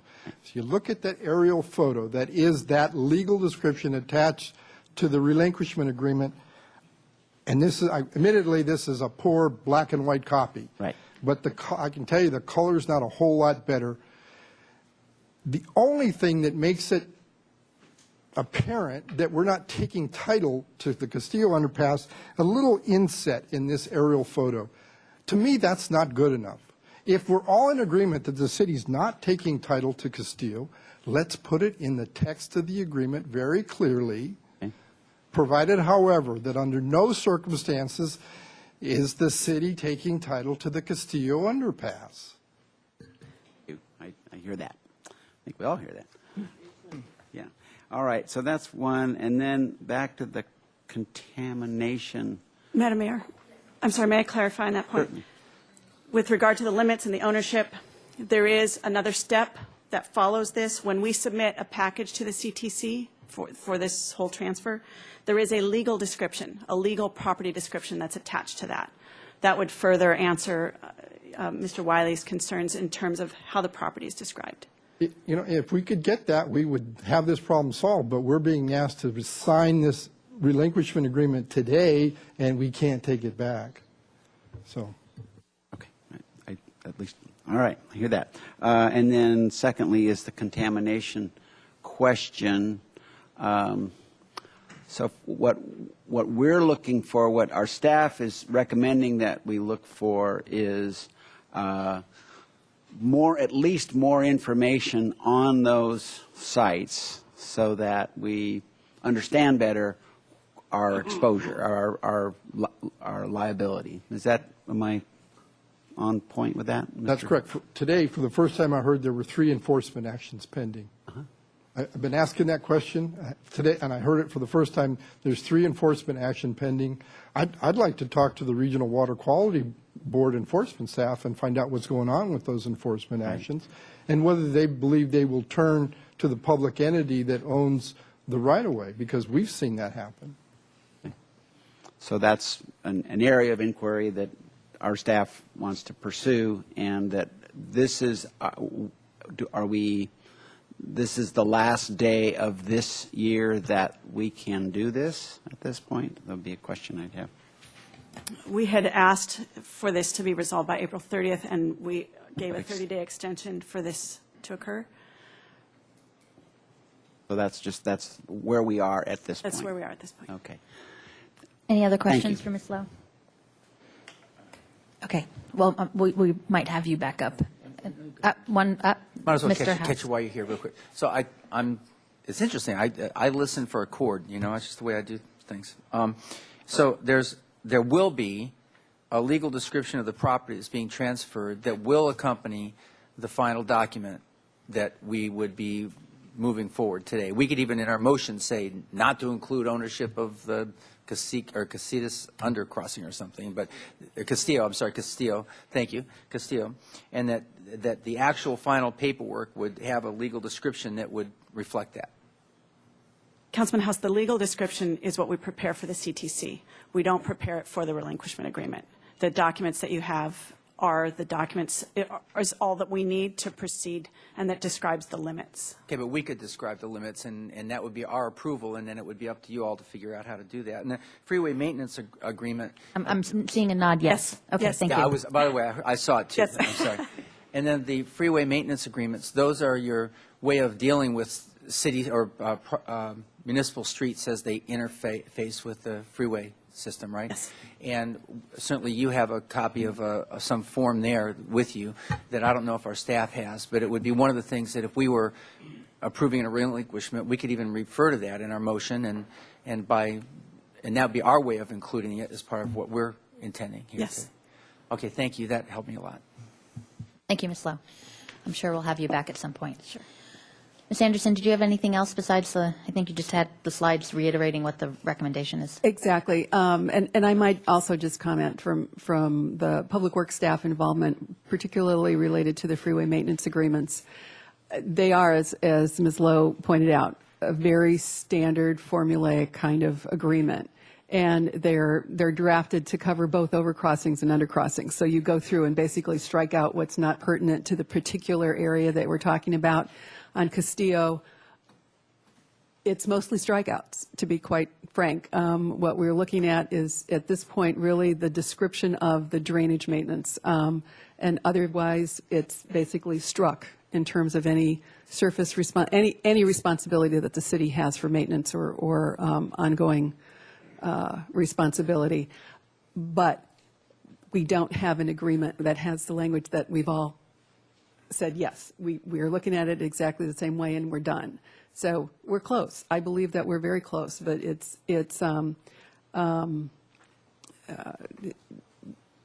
and I believe that we have an agreement that's reflective of the language that, as I said, in the most recent email communication this morning, reflected what we both agree to. So I think that's maybe further along than it sounds on the face of it. Okay. Thank you. Mr. Hotchkiss, you had a question earlier. Did you want to wait? Okay. Why don't we go to public comment? Thank you for your patience, but you can see how detailed all of this is. I have 2 minutes here at the podium. Here we have quite a few speakers to speak. We'll start with Angela Bell, and I'm going to keep you to your 2 minutes. And I know, Angela, you say great things, and you can say it in 2 minutes, I believe, and followed by Eric Fricke. So I do believe that there is never a problem without a solution.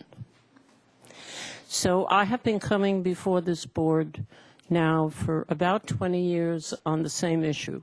I'm now 82. I'm just going to ask all of you to do a little exercise. I am your 82-year-old mother. I am crossing Cliff Drive to go to the senior luncheon in the church. How would you feel if I was your mother crossing that 4-lane Cliff Drive? That's all I'm asking you to do. And I hope that after coming before this is the third city council that I have addressed. I hope that this city council has the vision and the ability to overcome any problem with Caltrans. From the time I started with Caltrans, and we had these meetings at Chifco, they are way overboard in cooperating. So we're this far. We're this far. Please overcome the problem and find the solution. There is transportation money in the government. There is. We qualify. We have 3 schools. Everything is facing Cliff Drive. We have a senior. We have 2 churches. We have a synagogue. Everything is facing Cliff Drive. Thank you, Ms. Bell. Okay. You found the money to put flashes for the tourists Your time on is up, Ms. Cabrillo Bell. Boulevard. Thank you very much. Thank you. Eric Fricke will be followed by Julie Hendricks.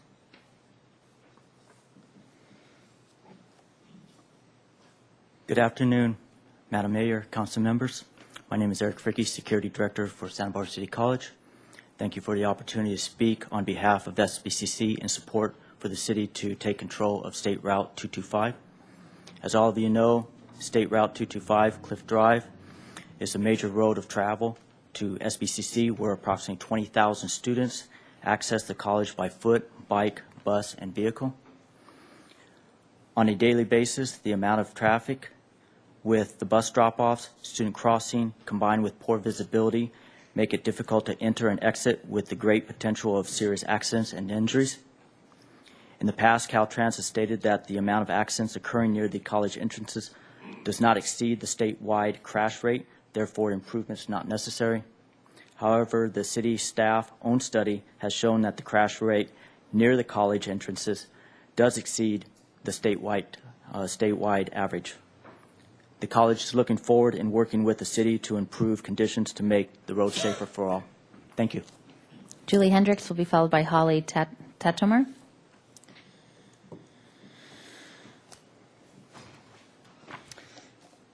Good afternoon, council members and Mayor Schneider. My name is Julie Hendricks, and I'm the Director of Facilities and Campus Development at Santa Barbara City College. I am here to represent Santa Barbara City College and the college's strong support for the relinquishment of State Route 225.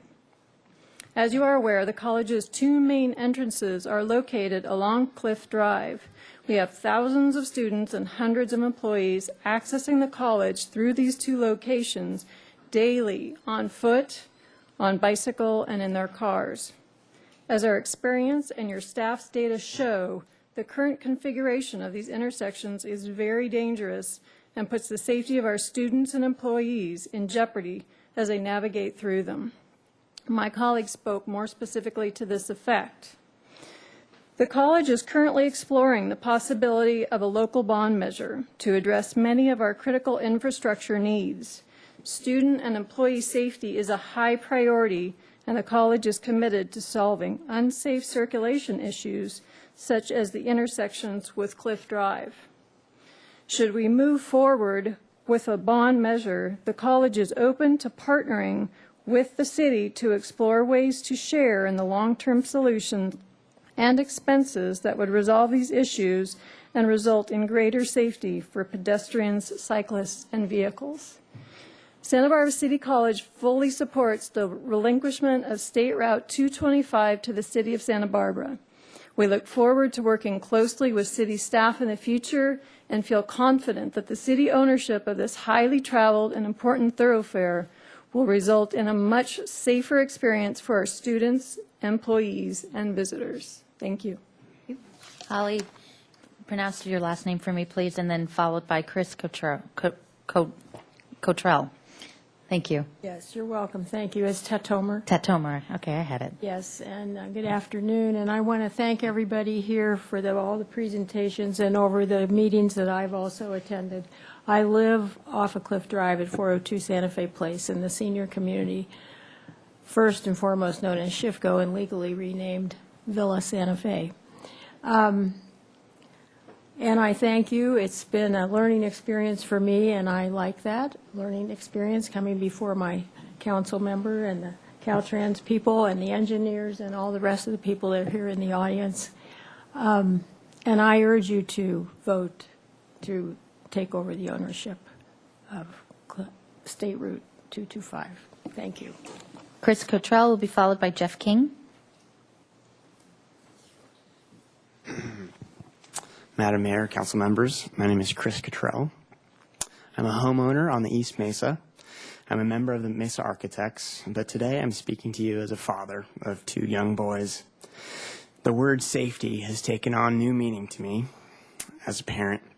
On evenings that I drive a car home, up Cliff Drive, past City College, into the sunset, I shudder to watch the stream of students scramble across the road, sometimes pausing in the turn lane to wait out an oncoming car.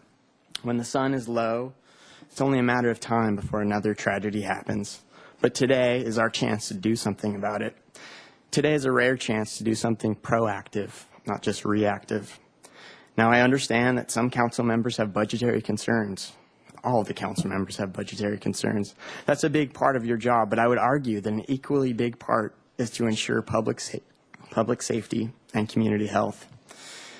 The good thing here is that this is an incremental fix. There are many small steps to the finish line, but no steps can happen without this relinquishment.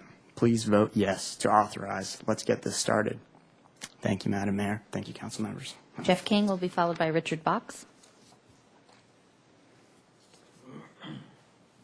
Madam Mayor, council members, my name is Jeff King. I'm a resident of the Mesa and also a member of the Mesa Architects.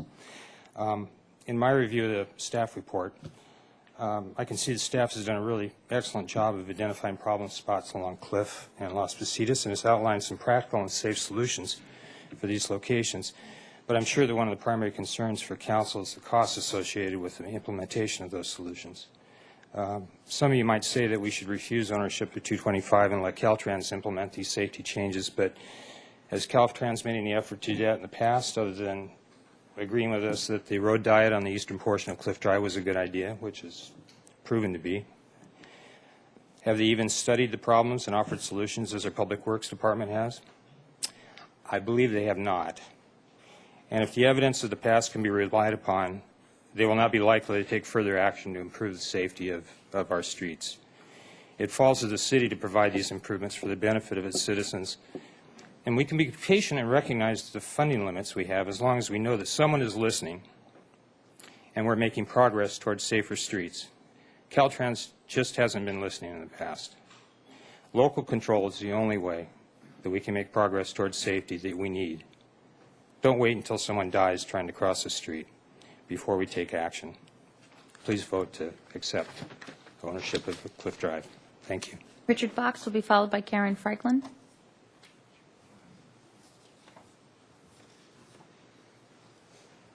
Madam Mayor, honorable council people, and everyone else. What a great group. Thanks for all your time spent on this. I'm here today representing the Our Mesa neighborhood group that you can find in the May issue of the paper. And we have previously sent all the council members a letter, which I'm not going to reread in the interest of time, but I'm sure you all had it on your desk a short time ago. That essentially was a support for the relinquishment, obviously, which is the logical thing to do.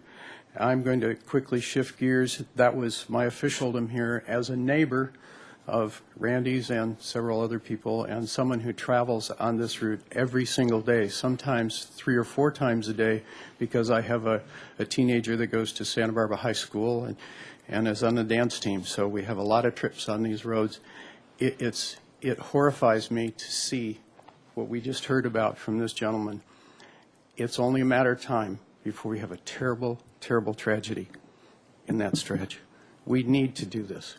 Please, please do this for everybody's safety, okay? Thank you. Karen Franklin will be followed by E.F. Falcone. Is Karen here? No? Ms. Falcone will be followed by Doug Rank. Thank you very much. Madam Mayor, members of the council, this council stands at a moment in history. Now that sounds dramatic, but it's really not. Obtaining Route 225 by the city dates back for a 20-year effort. It goes back to the councils of Hal Conklin and Harriet Miller and Mrs. Lodge. And yes, Angela has been there for every single one of them. The neighborhood and the community have consistently asked, begged, pleaded for you to take this street and have it become a city road. Truth is, staff does not want and will never want these roads, but your constituents do. And the time is now. This hearing is paramount. I have confidence that this council will continue to do the right thing and to be on the right side of history on this issue. And I thank you all very much for your time and your consideration for the last 20 years on behalf of all the prior councils. Thank you. Doug Rank will be followed by Dale Kiernan.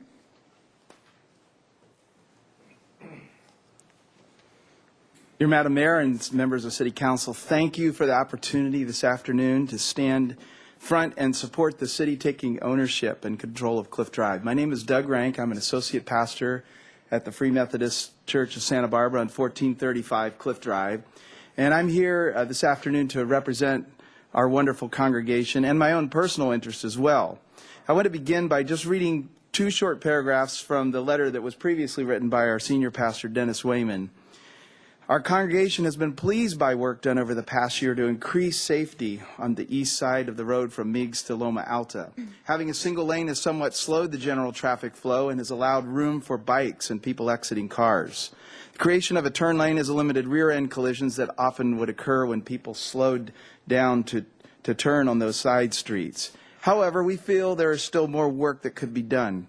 Crosswalks are truly necessary, not only for people who park across from our church on Sunday mornings, but for the seniors at the city's Shifco housing community who often cross the street, like Angela, to use the bus stop, recently move to our corner and also to attend our biweekly senior citizen lunch program. My personal comments are I've been there for 29 years and watched Cliff Drive in its 4 and 2-lane states, and I've been a first-hand witness to the busyness of that and many times been a human shield for children and seniors who are trying to cross. I've also been a 25-year resident of Cliff Drive, where my 3 children have thankfully and successfully navigated making left turns and right turns out of the driveway through their driving years here. So I'm strongly supportive of taking this street under the wing of our city and potentially adding additional lights or lighted crosswalks or slower speed limits, whatever it will take for us to pursue together a safer Cliff Drive. Thank you for your time. Dale Kiernan will be followed by Lee Moldaver.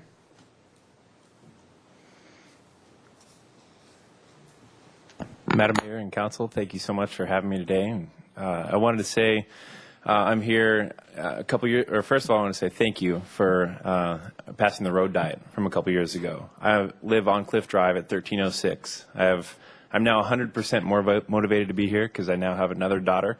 Before I just had one, and so we're the family that runs across the street with our big Bob jogger stroller, the golden retriever. Now it's a double Bob jogger stroller, so it's about this big, and we feel safer. We jog almost every day, my wife does, and with our kids, we feel safer crossing already because of the bike lanes, the turn lane. We've gotten stuck there before because cars are going so fast, but it's at least better than 4 lanes. So thank you, first of all, for that.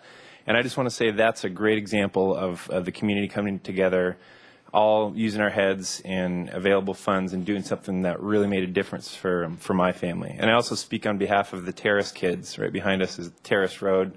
I think there's over 20 children and young teens that live on that street that all cross Cliff Drive constantly. So I want to urge you guys to pass this. Thank you so much again for this opportunity. And this is a big moment in time. And being a homeowner there since 2004, it's great to see this progress, and I really hope we can continue on this path. Thank you. Lee Moldaver will be followed by David Van Hoy. Madam Mayor, members of the council, I'm Lee Moldaver, local resident, speaking on behalf of Coast Coalition for Sustainable Transportation. We've sent you letters and testified in the past in support of relinquishment. Our president, Mark Bradley, and I were at the Mesa Village Fair on Sunday, where we got to meet the neighbors and the merchants on the Mesa who overwhelmingly strongly support the relinquishment.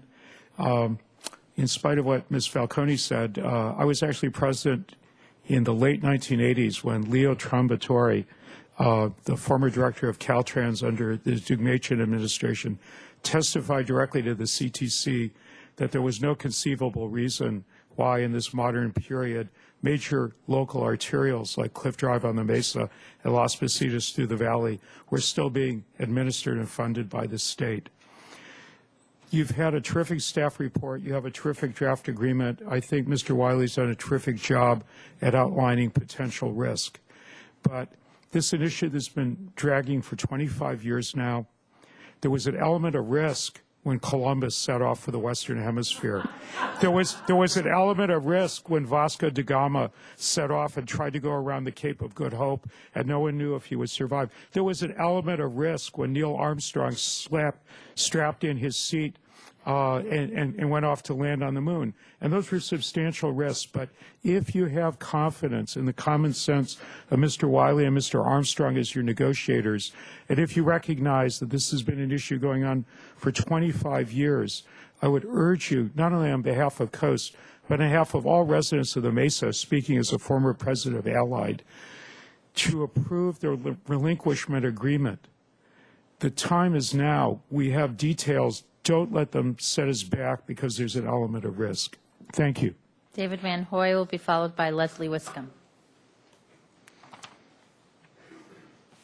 Madam Mayor and council members, I'm David Van Hoy, and just a quick note, in reviewing the staff report, I was very impressed by staff's articulation of a lot of the numbers and accidents and opportunities for crosswalks that proves that they actually can happen on Cliff Drive in a safe manner, not necessarily inexpensively, but these are things that can be developed over time. However, it also struck me that even since 2007, when the Mesa architects started getting involved with Cliff Drive, how much time and energy by yourselves and the public, and paid time by staff of the city and staff of Caltrans and so forth. There's a tremendous amount of work that's been done on this, even prior to the 20-year beginning that we heard about. So you've gone a long way. You're on the 1 yard line here, and it seems like with a few, and I respect Mr. Wiley's advice as I always do, but those little things can get cleared up, a few phone conversations, and let's please move forward with this and meld the Mesa back together instead of being divided by a very, very dangerous highway. Thank you. Leslie Wiscombe will be followed by Alfonso Palencia. Good afternoon, Madam Mayor and members of City Council. I'm Leslie Wiscombe, and I am a Mesa resident. I want to thank, first of all, the Mesa architects for their visions and their hard work. And it's great to see that the road diet that was on the section from Lighthouse Road to Weldon in 2011 that was implemented has resulted in a significant decrease in the number of vehicular accidents. And I also wish to thank the city staff who's worked so hard to negotiate a reasoned and comprehensive proposed agreement with Caltrans. I believe that they've truly worked in the best interests of our city and of our Mesa neighborhood. Economic vitality is returning to the Mesa. Retail spaces in our shopping plazas that had been empty for years are now being filled with new businesses. These new businesses will bring people to our neighborhood. Santa Barbara City College has been named the #1 community college in the country by the Aspen Institute. This may bring more students to City College in cars, on bikes, and walking. As well, any further development in the Las Positas Valley may bring more people to our area and more specifically impact Las Positas Road. With more business patrons, more students, and the potential for property development, local control of SR 225 becomes very important. It is only with local control that we may begin to address, plan for, and implement safety improvements along this corridor that currently divides our neighborhood. Please authorize our city administrator to take the final steps to take local control of SR 225. Thank you. Alfonso Palencia will be followed by Alex Peugeot. Good afternoon, Madam Mayor, members of the council. I come today as I'm the outgoing student advocate of Santa Barbara City College. I'm the incoming student trustee, and for the next year, I'm sure you'll be seeing me often. I come here representing the 20,000 plus students of Santa Barbara City College. While campaigning for advocate last year and while campaigning for trustee this year, one of the top 3 issues or concerns of the student body was Cliff Drive, is the safety of Cliff Drive. And it's very disheartening when students ask me, what can we do? Who do we need to talk to? And my answer to them is, we have no control. The city has no jurisdiction. The county has no jurisdiction. It's a Caltrans issue. So watching students cross Cliff Drive is like watching a really sick game of chicken. And you see these students running with the fear of death in their eyes, and I can't imagine for a person that's less mobile or elder in age to have to cross that street. I can't imagine what they have to go through and how they feel. And there's a lot of high-density housing there. There's a lot of apartments. I'm not sure, but I think there's thousands of people that live just along the Santa Barbara City College area, not to mention the rest of Cliff Drive. And while the safety of our local residents is very important, we talk about tourism and we talk about Santa Barbara being a city that the global community looks towards to. What if one of the international students was to get killed or severely hurt crossing Cliff Drive? How would that impact our tourism? How would that impact our international focus? So I strongly urge you to support the localization of SR 225. Thank you. Alex Peugeot will be followed by Justin Perocco. Good afternoon. I'm Alex Peugeot, also with the Coalition for Sustainable Transportation Coast. I support all of the comments previously made, so I will not take more of your time. been involved in this issue since 1994, with participating in some of the SHIFCO meetings with Caltrans that led nowhere. And Mr. Wiley asked, what's the rush? Well, 20 years, that's the rush. Thank you. Justin Parroco will be followed by Alice San Andres Calleja, then Bonnie Raisin, then Laurel Perez, and then Lois Phillips. Good afternoon. My name is Justin Parroco, and I'm a current student at Santa Barbara City College, as well as a outgoing student senator. I'd like to urge you all to vote yes on the relinquishment of SR 225.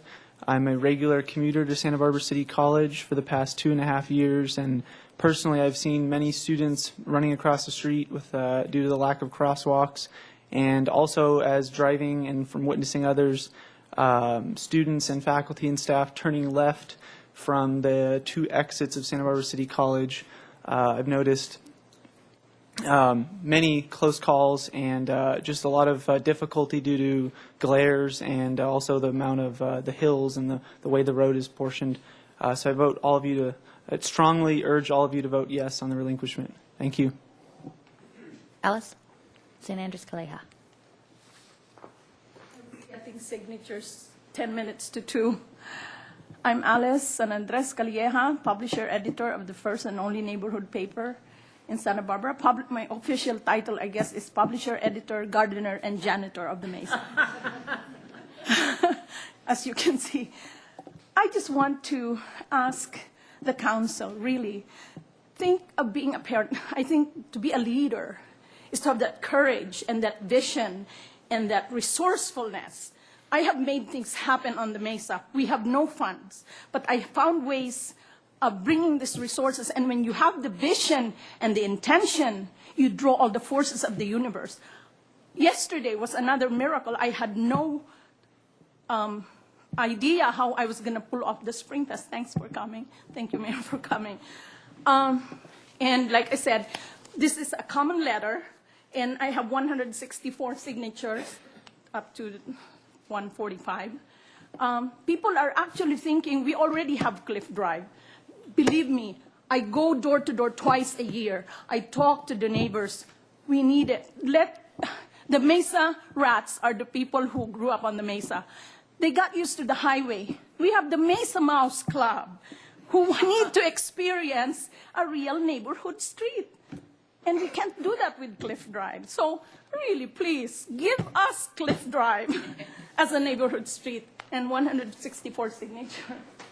Bonnie Raisin. Common letter.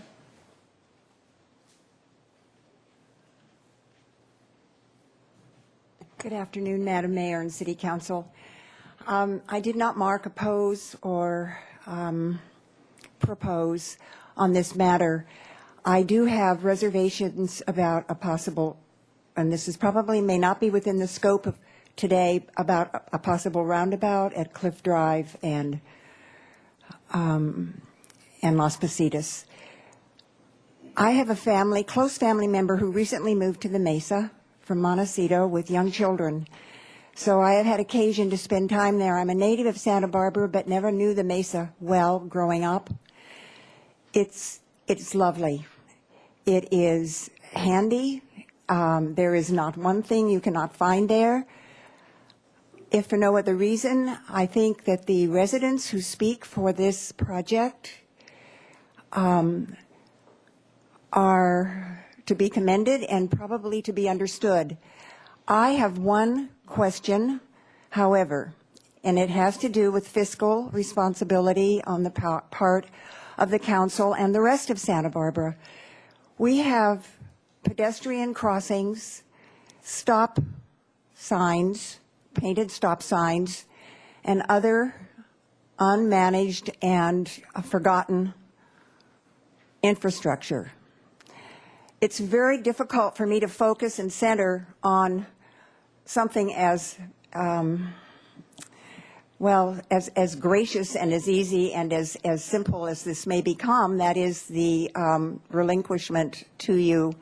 But I would urge you very definitely, when you are considering areas of the city with this intensity, that you do, along with Public Works, regardless of fiscal constraints right now, I think you need to show good faith that you're aware of the rest of our town. Thank you very much. Thank you. Laurel Perez. Thank you, Madam Mayor, council members. Last year ago, today, we were thrilled when your council voted to move forward with the further discussions on relinquishment. We're here again, and we're very grateful for the work that staff has done with Caltrans during that time. Clearly, they've made a tremendous amount of progress addressing the issues, the unresolved issues that were identified back at the time. It was a very interesting discussion earlier. Clearly, there are a few details to work out, but I was encouraged to hear how close the two parties really are. And I think that perhaps part of the key to addressing some of the risk aspects may be in the motion that you make today, in making sure that the final agreement is to the satisfaction of the city attorney and city staff. And I think, frankly, that the language there in your motion already covers that, so I encourage you to consider that in your motion today. As you know, and we've heard the stories, Cliff Drive is our key neighborhood artery and is precious to us and the children and our grandparents and neighbors that try to attempt to cross it safely on a daily basis. We were very pleased with the results of the restriping, the road diet, and it was a rare, I think, demonstration of a simple, cheap improvement that had positive results. We recognize that there are severe limitations on public funds for public improvements. And as was stated earlier, we're a patient group. But we want to be in a position to implement those improvements when funding does arrive at some point in the future. And our concern is that if we don't complete the relinquishment effort today, which is a process, as you know, that has been long-standing, we won't be in a position to move forward with further safety improvements to Cliff Drive. And so we urge you to vote in a positive way today. Thank you very much. And Lois Phillips will be the final speaker unless there are any more. Mr. Armstrong. Nope. Lois Phillips will be the final speaker. Madam Mayor, members of the City Council, thank you very much. My husband, Dennis Thompson, wasn't able to be here today. He's a local architect and has worked on this issue of making the Mesa a great place to live for at least a decade. And I want to thank Alice and other people on the Mesa, of a community of about 10,000 people who have really become educated over the past years thanks to the newspaper and community forums about this issue. And really there is tremendous convergence across lines and sectors and roles and ages and lifestyles and demographics of all sorts on the need for the relinquishment to happen. And I have to say, as residents for about 30 years of the Mesa, we've seen a lot of changes and we're very excited about our future. We noticed that the council was very nimble in coming together when there was a tragic fatality on Milpas. And we know that these kinds of things can happen when traffic problems aren't resolved. And today was so educational for someone like me. I so appreciate the staff report and the complexity of the issues that were presented that I leave feeling very enlightened about what you have to tackle here. And I respect your ability to show leadership and to really shape the future in a way that will be positive for the whole city. Thank you very much. Okay, that concludes public comment. It's to the council. Mr. Francisco. Thank you, Madam Mayor. I think that there's agreement on the council that we want to do this. We're going to be adding $400,000 a year in maintenance expenses by this acquisition. And I feel, knowing all the city's budget priorities and the financial constraints in terms of revenue that we operate under, that it's going to be a while before more safety improvements are made. But I am glad to hear that the accident rate has gone down considerably on the portion of Cliff Drive that was restriped. So I would support the staff recommendation with the caveat that Mr. Wiley needs to be satisfied on the contamination issue. And I think, I'm not sure, it seems like from our side that it's sometimes difficult to get information from Caltrans, and I appreciate Ms. Lowe's presence here today. And I understand that in any large organization, they have their rules and their ways of doing things. I would hope that the information that our staff has been asking for can be obtained. But I would support the relinquishment as long as, if I understand recommendation C here about the freeway maintenance agreements, that would spell out in very explicit terms that the underpass at Castillo remains Caltrans' responsibility. So I'm satisfied. If that's correct, I'm satisfied with that recommendation. And if Mr. Wiley is satisfied with his discussion with Caltrans regarding contamination, I'm okay with this. So that's what I would support. Mr. Rouse? Thank you, Madam Mayor. Well, I was going to follow up on that because during Mr. Wiley's testimony, he talked about, unresolved issues and being quote unquote jammed, and that's kind of disquieting. I realize that Mr. Wiley's job is to protect our hindquarters up here, and I think he does it very well. But I was taken by Ms. Perez's suggestion that perhaps this motion, and it may, looking at the language, it may in fact do that, but I would like to look to Mr. Wiley one more time just to try to get into some kind of a comfort zone, because I do think there is a general desire up here to do this, but not at the expense of eternal damnation on some of these issues. Do we have options per this motion or per these staff recommendations going forward as far as your take on it goes? Or is it black and white? We're in it, and that's it.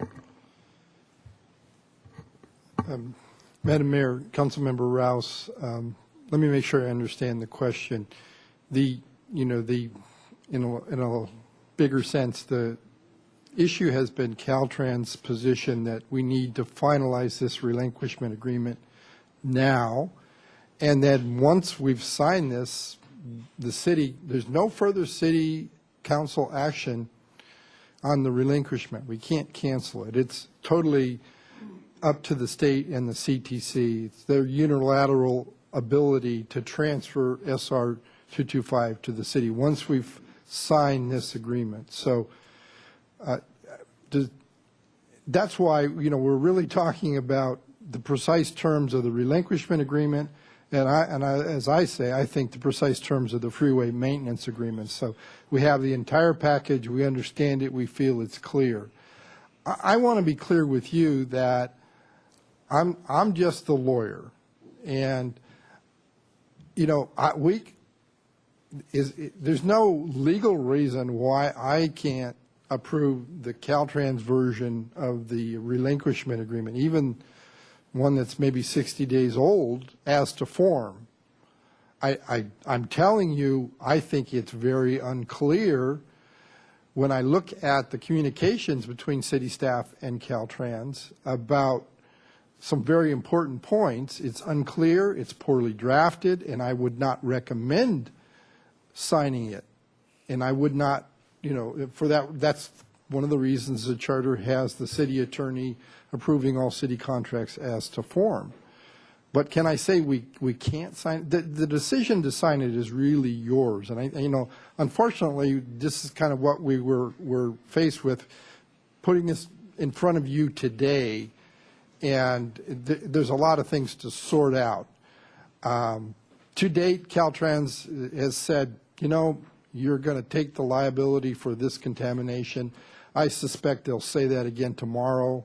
It was my view that if Caltrans, for example, on that point says, no, we're not retaining any potential liability on the contaminated sites, that I would advise you that that's their position, and in some way possibly solicit new input from the city council, and that obviously would have to be done in accordance with the Brown Act as to whether you then want us to sign off on this agreement. That's just that one issue.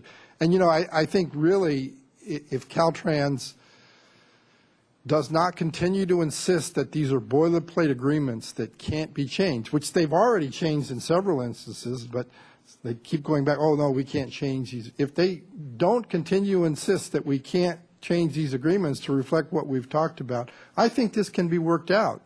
But I suspect we will be advising you that some of these things did not get worked out in the city's favor.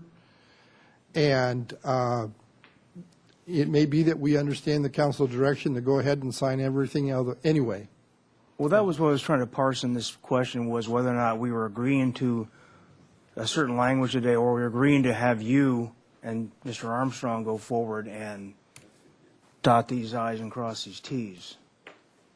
I mean, is that, in other words, Caltrans, I assume, has boilerplate that they do with all these kinds of things, and that's what we're faced with, which is not going to go to every single situation, every single circumstance, and be satisfactory to an agency. Is that, I mean, so there, and you say, what you've just said is there has been some wiggle room in the past. Yes, there have been some changes. We've apparently worked out the Las Positas retaining wall issues. We've got to get the documents to be clear and understandable, but everybody seems to be on the same page on that. We worked out the 819,000. We made changes in the agreements on that. But as of this morning, in an email I got from a Caltrans lawyer, they're not even willing to discuss the contamination issues. So I guess in a sense, the council could say to me, unless Caltrans is willing to compromise on that, we're not authorizing you to enter into this agreement. I suggested language to Caltrans some time ago that if the legal basis for the enforcement action arose prior to the date of the relinquishment, it would remain Caltrans's responsibility. But if the legal basis for the enforcement action arose after the relinquishment, it would be the city's responsibility. It seemed to me that's a perfectly fair compromise to suggest, but it was not acceptable to Caltrans. All right. So I guess I'm going to wait for my colleagues to weigh in as far as the final motion and all that, but I was going to make a couple of comments. I have from the beginning been in favor of this particular relinquishment because it is a major thoroughfare through a primarily residential neighborhood. And while that road length represents about 2% of our inventory, it represents 10, 12, 14% of our population. And I live up there, so I'm relatively familiar with it. Local control would be essential to further improvements, although there really aren't any kind of funds identified. So as far as getting our hopes up about that too soon would be false hope. I have a real issue with the term road diet. With due respect to staff and all of those who use it out there, this isn't about philosophy or ideology for me. You know, we did those improvements on Milpas. I was opposed to the narrowing on State Street. I was for the thing on Cliff Drive. This is an ad hoc situation. What we did, what we advocated for, fit that neighborhood, and I believe is working rather well. But one of the caveats was we could stripe it. Same thing on Milpas. And at some point in time, if it wasn't going to work, it wouldn't be a big deal to go back. And I really think that was a good solution. I think that the moves we made on Cabrillo and Milpas so far have been very good, and I'm looking forward to those on the Mesa. So I am interested in hearing my colleagues' take on this and the admonitions of the city administrator versus what we'd like to do up here. So thank you. Thank you. I'm going to go to Ms. Murillo, but first I want to ask Ms. Lowe a question because that might relate some issues. She can come on up. One of the issues Mr. Wiley has been asking about dealing with the maintenance agreements is the details of what's in the maintenance agreement. Is it possible to sign the maintenance agreements first subject to relinquishment? So in the agreement itself saying, should relinquishment happen, this is what the maintenance agreement would look like. I mean, so that would take care of the legal language of where the borders are around, where the details are around what is actually being agreed to and all the I's and dotted T's, as opposed to putting it in the relinquishment agreement itself, which Caltrans seems reluctant to do. Can we do that? Is that possible?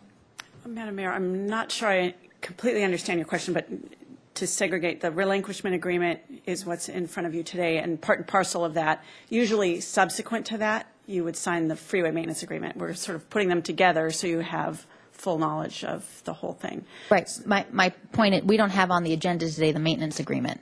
That's going to be happening subsequent, as you said.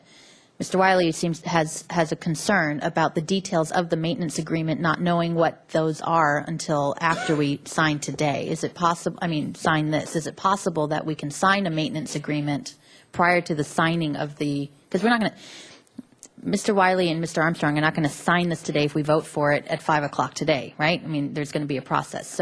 So could the maintenance agreements be agreed to and signed upon subject to the relinquishment? That will help, I think, some of Mr. Wiley's concerns in terms of signing the relinquishment agreement. Am I making sense now? Maybe not. Yes, well, it's a little awkward for me because technically we wouldn't sign a freeway maintenance agreement with a city that hadn't taken ownership of a local street that went into the right-of-way. So they're linked. I could certainly say that we would, if it's more important to resolve the issues on the freeway maintenance agreement first, that we set another time to meet and make sure it's really clear and have a mutual understanding and acceptance of those terms, and then do the same for the relinquishment agreement. But we would need a time certain, a very clear and well-defined window to do that. Okay. Thank you for that. Okay. Ms. Murillo? Thank you, Madam Mayor. So, Ms. Anderson, am I understanding that if we go forward, the $400,000 maintenance price tag, that would start in the budget year 14-15? Madam Mayor and Councilmember Murillo, yes, that would be our expectation, that we would be reprioritizing and looking at how we would balance the maintenance responsibilities, adding this to our inventory. And can you tell us, please, about cleaning up soil contamination? I heard from Mr. Armstrong say, like, sometimes if you don't dig under there, it's not a problem. But then I know in front of the California Hotel, was that $60,000 that we had to approve some extra money to clean up? And then I heard from Mr. Wiley that the cleaners at Loretto Plaza was expensive. What is expensive? Madam Mayor and Councilmember Murillo, unfortunately, that's the challenge with talking about contaminated soil, basically. It depends on the source of the contamination. It depends on how strong that contamination is in terms of what it takes to remediate it. Sometimes you can simply remove the soil, allow it to aerate, and be able to dispose of it fairly readily. Other times you really have a significant level of contamination. It's very costly to bring it to a level of no longer being a risk to the environment. So unfortunately, it's all these ranges, and it's different types of impacts to either groundwater or other types of areas that are problematic. So on Cliff Drive, what we seem to have is potential lead contamination that's inherent with some of these sites.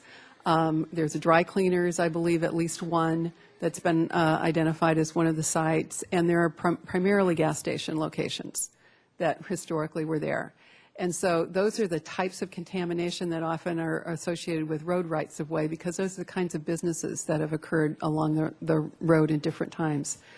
In terms of the cost, once again, if there's a tank or there's a significant level of contamination that's threatening groundwater, it's potentially hundreds of thousands of dollars. When it's a fairly straightforward contamination problem, as we said, with the area in front of on State Street, we're talking $60,000 to $70,000 in that cleanup. It's not insignificant, but it's not the hundreds of thousands of dollars kinds of problem. So I think that's why we're skittish about saying, here's the price tag, here's the risk. It's the unknown and the uncertainty that makes it kind of challenging to put it in a framework. Well, it's the unknown that is making me skittish this afternoon, because when we talked about this a year ago, I thought we were looking at expensive fixes to the road, and you know, we knew we were talking about changes, physical capital changes, and I heard $5 million just thrown out there, but now I'm looking at 1.3, right, just to do the worst of the intersections. Is that kind of Is that what I'm hearing? 1.3 million? Excuse me, the 1.3 million was associated with the 5 crossing locations that we had looked at and analyzed. So that's the ballpark that we were trying to offer as an understanding of the cost associated with those.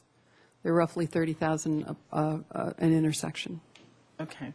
And then the other thing that I've seen here, 300. that I don't think we've talked about, but it's in the report, is that the crash data that Caltrans counted 69 and our people counted 146 between 2008 and 2010, somewhere along there. So that creates liability as well. So I'm sitting here and the price tag is just getting bigger and bigger.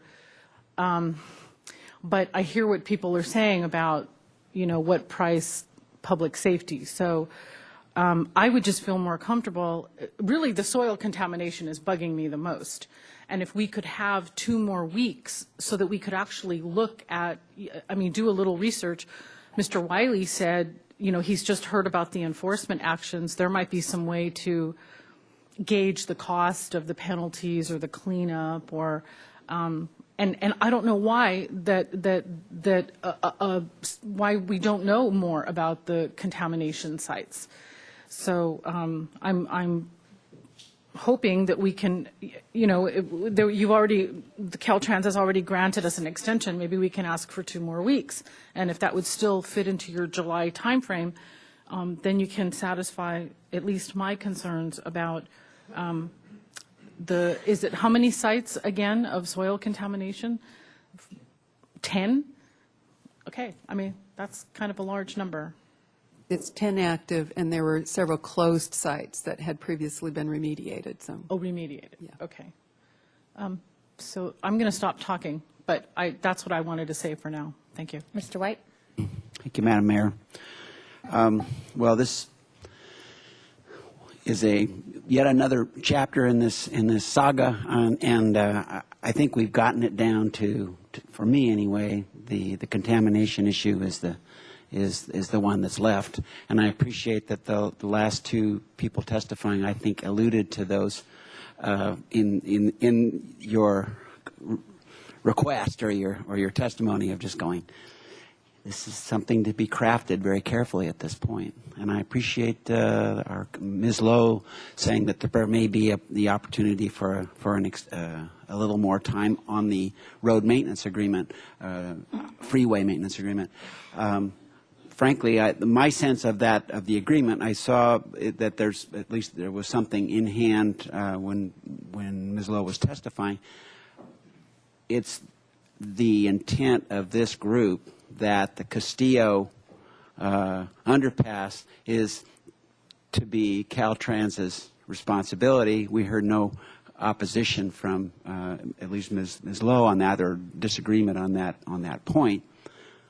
I feel like it's very strongly part of the public record that if a dispute were to arise later, I'd be surprised to see that become a point of contention. I think it's pretty clear that point is clear. The contamination is not, and I think that at least my experience, and I know that there are many of you who testified today who've dealt with contamination, that the gas station contamination is one thing, the dry cleaner contamination is another. And I would say, even the 10 sites scare me, the 9 sites scare me less than that dry cleaning site, because that is the one that goes from 6 figures into 7, and would be a real problem for folks in the future. And that's something that none of us want, either in this room or in this city, to be just handing problems off to future generations. We want to solve problems here first. So I get down to that one site as the key. Is that dry cleaning issue resolved already? Where does that stand? The rest of it, I think, staff has worked hard to bring it to close enough to resolution that I'm supportive.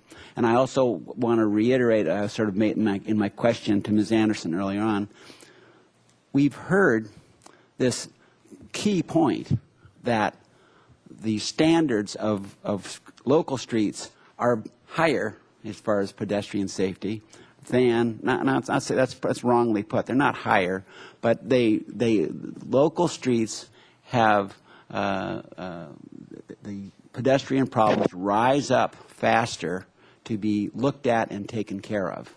And so that is an important, that right there gets me to say this is an important change to occur to make this a local street. From there, City College has said, well, maybe we need to collaborate on that nasty intersection. That's another positive point. So I'm going to be interested to hear what others have to say about the contamination. That's I think Mr. Francisco, obviously, it's in his mind as well. What do we do, particularly about that dry cleaning site as part of moving forward today? But otherwise, as I say, certainly the relinquishment is a positive thing, and I hope we can move forward with it. Thank you. Mr. House? Thanks, Madam Mayor. Thank you for everyone who came to speak today, and to all those who may be watching who also contributed to the conversation through emails and phone calls. It's been considerable. And so some of the key points that I'm hearing that I really feel strongly about and support, and that's the whole issue of local control. That's really, really important. I mean, we can't do the kinds of improvements that are outlined in the staff report, but without having the local control. On the other hand, we don't have to do them all at once, which is really important. And somebody mentioned the incremental approach, the fact that we can take this as we can afford to do it. Certainly, I will say that the residents of the Mesa pay their taxes like everyone else. They pay their utility tax piece into the, when they buy their Cox cable and all the all these things they're contributing, and they deserve to have their major arterial or thoroughfare be really a neighborhood street. I mean, be as best as we possibly can make it for the community, just like we're doing with Milpas to make those improvements, and just as important, Salinas. And I know that there's others here who really feel strongly, and I do too, about the east side improvements and how important we need to make that safe for the kids getting over to Cleveland School. But this is equal, and it's been going on for a long time. Also, we need to be ready when money does become available. We don't know where the sources of the funding are going to be for these kinds of improvements. We heard today something that was very intriguing, and I really appreciate I think it's the facilities director from City College here today, and mentioned how strongly they feel about improving safety with regards to circulation issues, and their offer of partnering with the city of Santa Barbara on that major intersection. And I really think there's an opportunity, but we have to have local control to be able to seize that when it comes here. I want my 82-year-old mother to get across the street safely. And I do believe that vision and intention, when you have it, you do draw the forces of the universe to your aid. And I thank you very much, Alice, for living that way. I'm looking at the motions that are in the staff report here and the way they're written and carefully crafted. I'm identifying two things: executing a relinquishment agreement and executing freeway maintenance agreements. They really do go hand in glove. They're very important, and they have their own kinds of times and processes. But I'm mostly looking at this. We do this all the time with agreements that we make, contracts, and with property issues, subject to terms and conditions acceptable to the city administrator and approval as to form of the agreement by the city attorney. Now, I think that that's really important, because that's where, being responsive to our concerns here, they can take what they've heard and do that in the weeds kind of work, which would not be appropriate for us here on the dais, but we can give them good direction. So, for instance, it's critically important, and I hear it over again, that Castillo be in the hands of Caltrans, but for the graffiti abatement, the trash cleanup, and keeping the drains clear. And I see the director, Caltrans deputy director, nodding her head. Yes, we all agree. So that needs to be part of the agreement.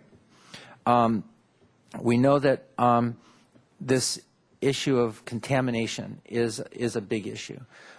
We are going to have to wrestle it to the ground. So we only have a little bit of time to do that, but there's time, and that is after City Council.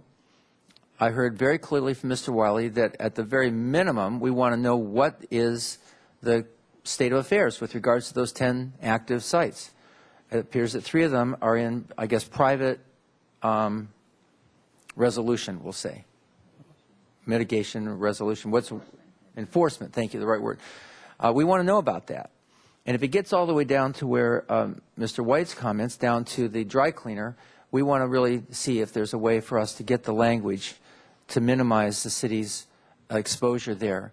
If it can't be resolved, if there is no way to do it, and on balance, I guess we would hear back from them. But I think that the risks are worth it. So if there's a risk associated with these things, we'll get to a certain point where we actually do a risk balance, some kind of an assessment. And so I'm willing to move forward. And I'm willing for us to actually use the specific language in B and C in our staff report today, and I move that we take this step forward, knowing clearly that we're doing this and giving guidance to the city administrator and our attorney, and take this very important and bold step forward after these 20 or 25 years. So you're making a motion? I did. You move. B and C. Thank you. Mr. Hotchkiss, I'll is there a second second? that. Thank you. Mr. Hotchkiss? Thank you, Madam Mayor. Mr. Wiley, if we went forward with this, are we kind of cutting you off at the knees vis-a-vis negotiating power? I think that the sympathy or the feeling from the council is yes, but, and the but is yours, and you've clearly understood the, sorry about that, that's not a pun, that you've understood that we're vesting power in you to resolve the contamination issue to your satisfaction as best you've understood it from us. Am I correct in saying that?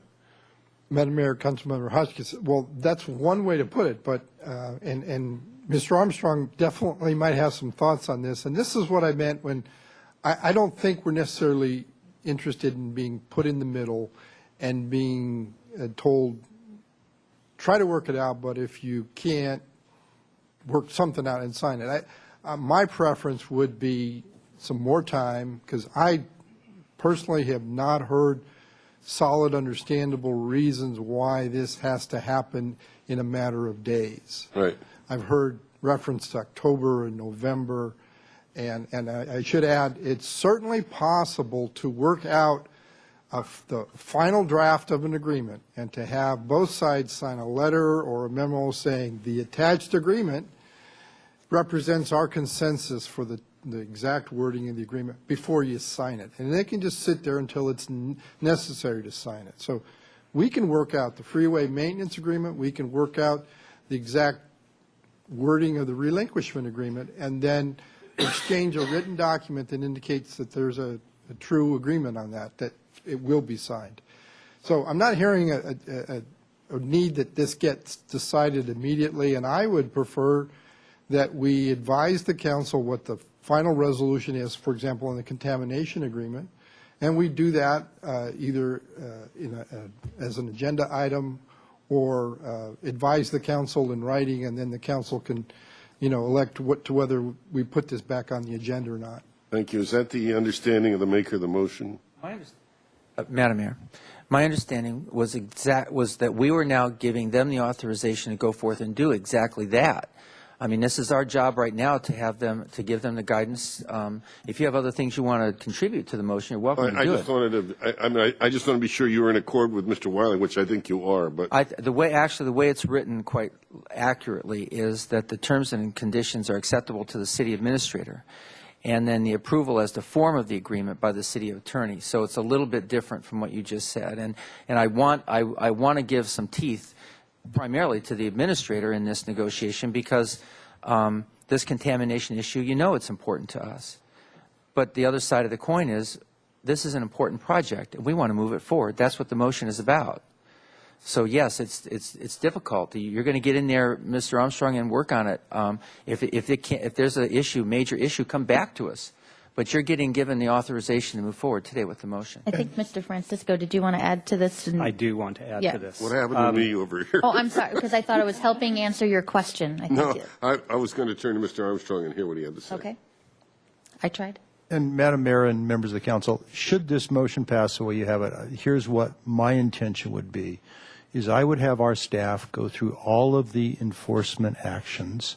I mean, all of the sites that have been identified by Caltrans, and tell me what are the risks that we have with the sites we know about? Are there responsible owners? What's the stage of the cleanup? If they identified potentially big ticket items and they say, you know what, this one could blow up, it could be hundreds of thousands or millions of dollars, I wouldn't execute the agreement. I'd come back to you for further direction. If they said, we've gone through them, we think that in general they're being dealt with appropriately, there's a process, they're being cleaned up, the owners have the resources to do it, and the risk is relatively small, then we would go forward. As long as you as a council know that based upon the agreements that Caltrans has given us, that there's still the uncertainty of tanks that we don't know about, that we may come across in the future that we would have to accept responsibility for. And that's what Caltrans has told us, that we have to accept that, and we can't get rid of that uncertainty out there. So all we can do is deal with the facts we have and do our due diligence, and if that takes us 2, 3, 4 weeks, we'll need to do that, and Caltrans will have to wait. With regards to the freeway maintenance agreements, my intention would be that we would not execute them until they're really clear about things like the Castillo underpass. That has to be, just in clear English language. That's their problem. They need to solve it. We're not responsible for it. Mr. Wiley, didn't you say, in fact, exactly what Mr. Armstrong said about undiscovered tanks? If they're undiscovered, and down the line, there would be ours. Well, yes, that would be my understanding. Right. In the future, if other tanks, and that happens. Yeah, we can't hold them responsible for that. Even the language I was suggesting as a compromise language wouldn't have avoided city liability under those circumstances. So I think we have a broad understanding, and I'm certainly ready to support it. I did want to ask Mr. Bailey, people have talked to me about making the assumption that if we take local control, which is almost universally supported here, that we're going to be able to control the speed. And I've said back, and I want to be sure I'm correct, that it's really state criteria that determines speed on any road, is it not? And so if we take this street back, we're not going to be lowering the speed limit necessarily, correct? Madam Mayor, Councilmember Hotchkiss, that's correct. It's state law that we have to follow to set the speed limit. Right. And the speed limits are set based on speeds people are actually traveling. 85% rule, right? Okay. So I know that may come as a disappointment to some and not live up to your expectations, but I do think that the idea of improving pedestrian safety, particularly because we have a lot of elderly people there, is really important, and I think all of you do too. So I think that we're ready to swallow this pill with all the caveats and turn over, kind of approve negotiations to continue, but not just a total green light. And I like that. Thank you. Mr. Francisco. Thank you, Madam Mayor. The problem I have with recommendation B is the part about the attorney approving this as to form. And as Mr. Wiley said, it's already approvable with regards to form. In the staff report on page 4, when it talks about contamination, the resolution it suggests is Caltrans and city attorneys will discuss a consensus to clarify potential city liability for soil and underground utility contaminations within the SR 225 right-of-way after relinquishment. I think that we should add that language to recommendation B. This is page 4, section D, the resolution. So that we make it clear. I think everybody agrees about the Castillo underpass. I don't think there's any problem there. I think we want to make this clear that there does need to be, as Mr. Armstrong said, an evaluation of these sites so that we know what we're getting into, And I think that the compromise language that Mr. Wiley was suggesting as a starting point sounds good to me. Could you tell me the paragraph again, please? This is, if you look on page 4, section D, the resolution. Got it, it's thank you. one sentence. Caltrans and city attorneys will discuss a consensus to clarify potential city liability for soil and underground utility contaminations within the SR 225 right-of-way after relinquishment. So that's the one thing that I think that we really need to be clear about. Mr. Armstrong, you have a suggestion? Well, this is, when we had a phone conference a few weeks ago, this was what we agreed. And my understanding is that Mr. Wiley and the Caltrans attorneys have not been able to reach consensus on the language, and that the language is really, once you get it, you have all future liability. So we've already gone there, and I don't think we believe we will reach consensus on it. It's pretty much as of relinquishment, and the city has all future liability for all the contaminated sites. That's my understanding. So I don't think we'll be successful in reaching consensus on that. But this is really a summary of where we were. Ms. Lowe, do you want to clarify? I see you wanting to. Thank you, Madam Mayor. I would agree with your city manager that that would be the case. Our attorney has stated very clearly that we will not retain liability once the relinquishment has proceeded. Once it's a local road, everything that goes with it is yours. What we talked about at the teleconference was having conversations and reaching an understanding about that. Gaining more information about the sites is going to the Regional Water Quality Control Board and getting more information from them through the database and or having meetings with them about that. And that our understanding of it is that that's a private responsibility. It's not, we don't, to our knowledge, have any responsibility for cleaning up any of these sites. So that's not a burden that we currently have, but we cannot share liability moving forward, if that makes sense. So I believe your city manager has a good understanding of this, and I Thank you. And Mr. Armstrong, what you were saying in terms of your intent is, given that piece of information, prior to signing a relinquishment agreement, you're going to try to receive some more information and then determine at that point whether or not you will sign it, and if you feel like the information you receive will lead to too extreme a risk, then you'll come back to us saying, we're having a major problem here, give us direction. We'll have our staff, to the best of their ability, get the records from the Water Quality Control Board, go through them, sit down with us, and I'd be myself and the city attorney, and go through those. And then, we have to kind of do our due diligence to say, okay, here's these 10 sites. Where are they in the process? Some of them, may be cleaned up. Others may be in the middle. And then have to do some kind of evaluation of, what's the liability to the city. And I think that's the only thing we can do, because we don't want to find out that we've got a site that was just identified, that the owner or responsible party is somebody with no resources at all, that has already leaked into the public right away, and that we may end up with a huge liability right off the bat. That's the kind of thing we'd have to look at. So the motion as it stands allows you to do all of what you just said? Yes. Okay, fair enough. Okay. Mr. House? Thank you for confirming that. That was my understanding. I do want to say that it's important, and I don't know what how we can get there, but that is that Caltrans has divulged to us everything they actually know about contamination sites. And I don't know what affidavit or how we get them to have said that, because tip of the iceberg, if they knew of something and we're not disclosing it, being forthcoming, that would be just really horrible. So you want to just address that, Ms. Lloyd? This is pretty important, because if there are 10 sites, if it's about 10 sites, what this agreement or the conversation was that it was about making sure that we knew about all the sites. On March 15th, disclosing potential contamination sites. Yes. Is there anything else that we don't know about or that you haven't shared with us? Madam Mayor, we are not withholding any information about this route. We accessed the database that's publicly available from the Regional Water Control Board to ourselves learn of potential contamination that could be in the right-of-way. That was part of our obligations under the California Environmental Quality Act, because we had to make a CEQA determination before we provided the relinquishment agreement to you for consideration. And that's where that came about, and it came from sources at the Regional Water Quality Control Board. Okay, and then we'll do our own due diligence here in-house. Thank you very much. Madam Mayor, Mr. Wiley? could I add, though, however, even this two-page listing shows that several of these sites have encroachment permits issued by Caltrans for monitoring wells.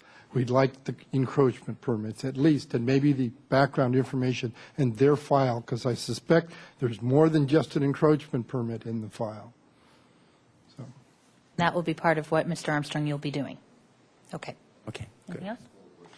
Okay, I haven't said a word yet almost, but I'll be very brief in this long and winding road, which is, I think I said that 5 years ago. But no, two things. Is it good public policy? Yes. I mean, I think we're agreeing of that. I so appreciate, Ms. Lowe, you coming down here and being accessible as much as you have been, especially in the last 6 weeks. I don't think we'd have a close to yes agreement without particularly your work, so thank you for that. And I'm particularly interested in talking with City College if you move forward with a bond agreement, and what does that mean? I think you'll have a lot of votes for it on the Mesa if there's a component in there related to safety improvements at those intersections. I have full faith and confidence that our staff can figure this out, and if there's some glaring issue that we just don't know about today, you're going to come back and say there's a glaring issue we just don't know about today. So I think given the way the motion is written, we're ready to move forward, so let's do it. Okay, so we have a motion, a second. Any questions on the motion? Any other? Okay, all in favor? Aye. Any opposed? Unanimous vote. Congratulations, everybody. Okay. All good things come to those who wait, perhaps, right? Okay. Do we have a couple? I know we have. How many people are here? Show of hands for interviews. 1, 2, 3. Can we perhaps do 3 interviews and then do the lower? You've been waiting so patiently. Is that okay? So can we just move over to item 16? I have a feeling anyone who's here for interviews are already here. So, and then we'll do the item 15 right after that. You want me to announce it? Huh? Yes, if you can announce item number 16. Interviews for city advisory groups. Okay. So those of you who are leaving the chambers, if you could do so quietly, please. And you can speak outside the chambers. What I'm going to ask, we just have a couple, just a handful of folks who are here for interviews for city advisory groups. First, thank you for applying, and this is the first of 3 or 4 different first of 3 opportunities. So if you could close that door. So instead of going through the whole list, since there's just a handful of you here, if you can just line up at the mic here and state your name, which board or commission you're applying for, and just express your interest in why you're applying, and if you're asking for a second term, something about your experience on the board or commission would be helpful. So just line up and say hello, but first your name and which board or commission you're Great. applying Thank you for. very much. Thank you. Madam Mayor and Council. My name is Jeff Barry. My address is 221 North Ontario Road. I am here for an interview for the Water Commission. Water Commission. Position. Thank you. Yes.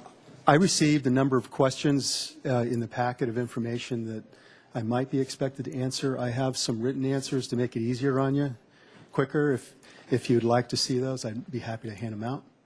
You're welcome to pass them out at the end, but you're welcome right now just to give a general Great. information about why everything's you're written interested. down in here, so you don't have to. So you don't have to read that. That's take what we can notes. read. That. Thank you. Okay, so would you like me to go through the questions and respond to those? Or? Anything you'd like to tell us about why you're interested, since you're here in person, you're welcome to do so. I wouldn't take all night. But, No, I'm not. You know, I'm going to go real easy on you Okay. compared to the last issue you had to deal with.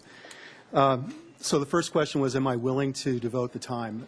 Yes, I am. I have been sitting in on various commission meetings for the last couple, on and off for the last couple of years, and I have a good idea of what time commitments required. What do I know about the Water Commission Advisory Group? Again, having sat in on the meetings, I'm aware that various water, wastewater issues and topics are brought forward by the city staff for consideration by the commission. The commission asks questions, discusses the items with city staff, and then in cases where items are required to be pushed forward to the council, there's a vote generally to do so or not, or seek additional information. So I feel like I have a pretty good understanding of what's involved. The commission members are expected to review that information and then act in the best interest of the city, not in self-interest, when shaping policy decisions. So what experience or skills do I possess that would make me successful in serving? Well, I've been working as a water resources and environmental consultant for the last 28 years. I own my own business at this point in time. And over those years, I've worked with a lot of public entities, cities, boards, city councils. So I have a really good idea of the issues that you all have to deal with when it comes to representing the public interest and looking out for the financial responsibility. So my particular background is mostly technical. I have a water resources and groundwater background. I'm a hydrogeologist. And over the years, I've worked on a number of projects relating to water resources development, water quality, reuse, water recycling, conservation, source water protection, water policy related matters. I've also served on a couple of different water district budget committees for 2 different water districts. And I've also served on a water committee for a community that I lived in Oregon. And our objective was to help the city decide and prioritize what projects to move forward, how they should be funded, whether they be through revenue bonds or general obligation bonds. And also, most importantly, what did we think that the citizens would accept in a vote for approving a given project and a way of financing it? So based on that experience, I have a pretty good idea of what's involved in budgeting for water, wastewater projects, and the budgeting and rate setting process. Personal skills, I think, are important here that I think would be helpful is that I believe that I'm a good listener. I'm a good communicator. I am willing to listen to lots of different points of view and consider them carefully. I believe that I have good judgment, and I believe that I'm decisive once I feel comfortable with the information that I have available to me. Not afraid to make decisions.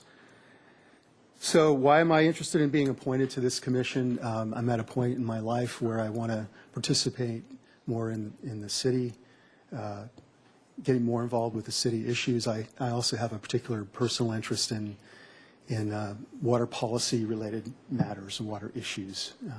And there are many of them here, that's for sure. And I'd like to learn more. And then do I have certain interests or issues that I am desirous of promoting or changing? I have been involved, again, with a lot of water-related policy matters. I have seen what's been brought before the commission that you have now by the city staff. I think they're well thought out. They're thoughtful. The commission's been very thoughtful. I don't have any particular interests or matters that I have a burning desire to have to bring to the commission. I'm interested in serving, and I'm interested in learning. Great. Thank you. Thank you. Any questions? Yes. Mr. Francisco. Thank you. Mr. Berry, what does your company do? We do water resources consulting, and particularly groundwater-related consulting. So we design wells, water systems of various kinds for public and private clients, mostly public. Okay. Thank you. Thank you. Great. All right.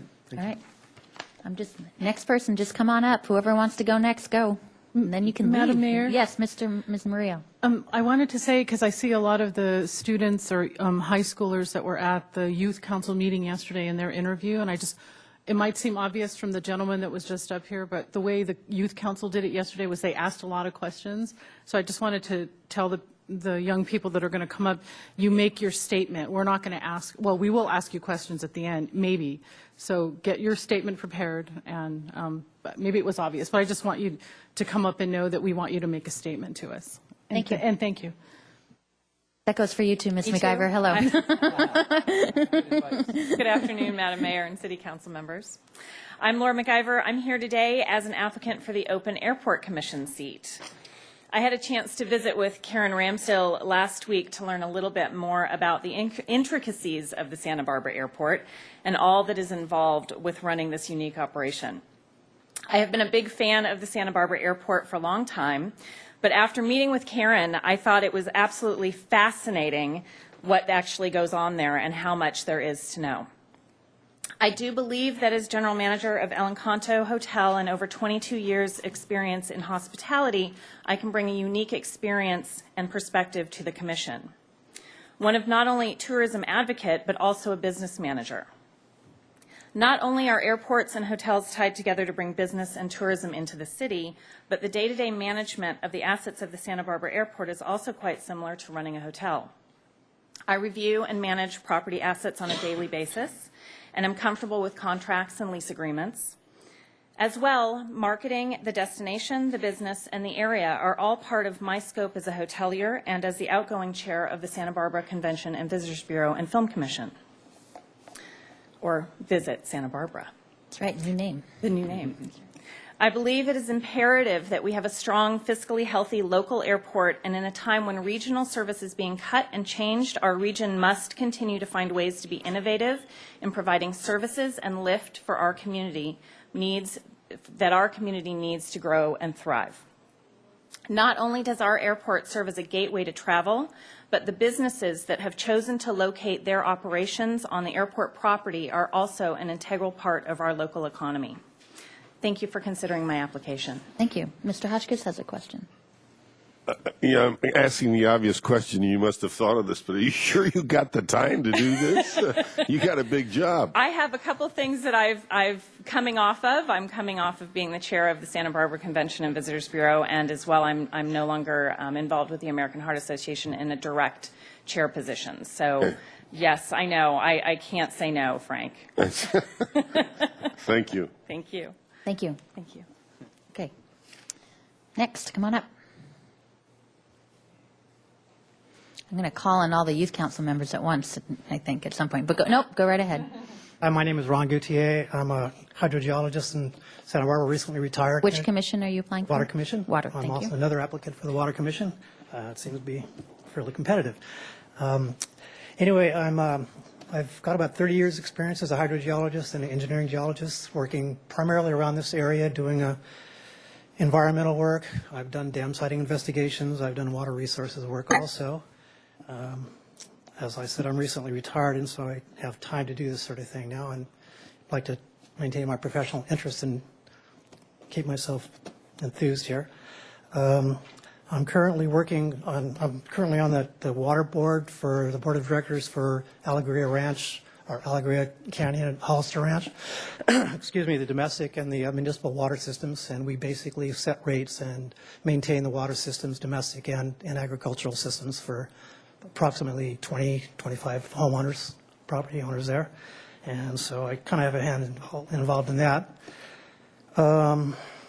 My background, I've installed groundwater wells, dam siting investigations. I have a pretty good idea what's involved with the water systems. I haven't really been involved in municipal water systems all that much in terms of managing anything that large, so this is certainly a new experience for me.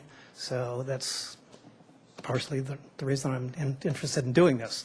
Another reason I'm interested in doing this is to serve the community and also to manage a valuable resource. I think surface and groundwater is one of the most valuable resources we have here in Santa Barbara and in the West, and so it's important that we manage them properly and maintain them. That's pretty much it. I didn't really do any prepared statement or anything like that if you have any questions. Thank you. Any questions? No, thank you very much. Okay, I'm calling on youth council members. So if you're applying for the youth council, now's your chance. Going once. Oh, there we go. Okay. You can state your name, please. Hi, my name is Erin Linehan, and I'm a sophomore at Bishop Garcia Diego High School. Thank you. I am interested in serving on the Santa Barbara Youth Council because I believe that I can add an important voice to the council and because I am looking to get more involved in our community. I realize that this position will require time and effort, and I'm certainly willing to provide these with enthusiasm. I've been heavily involved in various charities in the community, including Storytellers Children's Center, Safety Town, church activities, and many community outreach events, which my school participates in. I've learned to be a leader through serving as an officer in National Charity League, playing on athletic teams at Bishop, and being an ambassador at my school. I think it is important that teenagers in Santa Barbara have activities and venues to keep them busy and involved so that their free time is spent doing something productive and fun. I believe that when teens have too much time on their hands, they can sometimes turn to dangerous activities and substances in order to try to have fun. I'd like to help organize events that are fun and meaningful to teens so that they can learn that there are other ways to keep busy. I think that because of my ability to connect and interact with teens from all over Santa Barbara and my prior involvement with many agencies in town, I will be able to influence others to become involved as well. If chosen, I will dedicate myself to enhancing the impact of the Santa Barbara Youth Council on teens throughout our wonderful community. Great. Thank you very much. Any questions?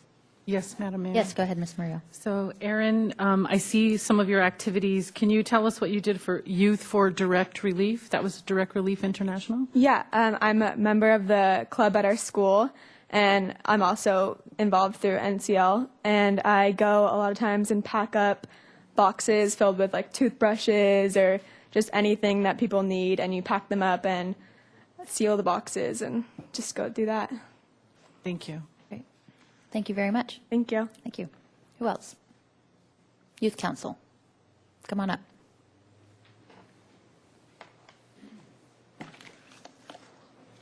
Hello, my name is Christo Anderson. I'm currently a freshman at San Marcos High School, and I'm in the Apple Academy, also known as the Accelerated Academic Program for Leadership and Enrichment, as well as being a freshman class president in ASB. On top of all this, I'm also in school sports. I'm applying for this position because I feel I can make a difference. I have traveled all throughout the world in Europe, Asia, Africa, and I know that Santa Barbara is truly the best place on earth. I want to make it safe and fun. I want to make it a safe and fun place for kids. I realize that a lot of kids turn to drugs and other things that may not help them excel in life. I want to make sure that kids know that there are incredible opportunities in Santa Barbara to learn new things and hang out with other motivated and smart kids. Santa Barbara is an incredible place, being near the ocean and mountains, and it is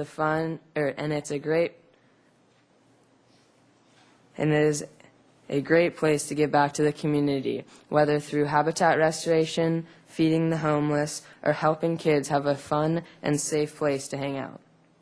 I've done a fair amount of community service, and I know the importance of being dedicated. In Model UN and ASB, both at San Marcos High School and La Colina Junior High, I realize that kids do bring a perspective and can make a difference. I've been in charge of ASB events like the upcoming dance I'll be putting on next month, and I know the importance of being organized and having a great group of people to work with on your committee. I feel like I am a good communicator and quite comfortable talking in public. I also know my way around social media, and I feel like I can inspire kids in the way we communicate. I know the Youth Council is a big commitment, and even though I am involved in school sports and hard classes, I want to make myself available for this service. I know it might be a lot of work, but I'm willing to do it, and I think I will learn a lot and also benefit the community. Thank you. Mr. Hotchkiss, you have a question. I have a quick question. ASB events, what's ASB? ASB is the student body for my school, so currently I'm at San Marcos High School. So we put on events like dances and try to raise money for the school. And so we put on prom and homecoming and winter formal. And I was also involved in ASB at my junior high school too. Great. What sports do you play? I play tennis. Currently, I actually just came from that. And I also play basketball, and I'm starting up water polo. Oh, great. Thanks a lot. Yeah, of course. Thank you. Yeah. Thank you for your time. You're welcome. Anyone else? Come on up.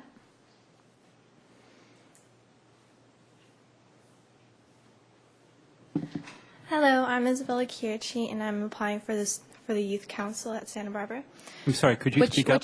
Which school are you I'm in? from Santa Barbara High School. Santa Barbara I'm High a School. sophomore. Okay. And Isabella? you are? Isabella Kirichi. Thank you. We just want to check off that we saw you. Go right ahead. Okay.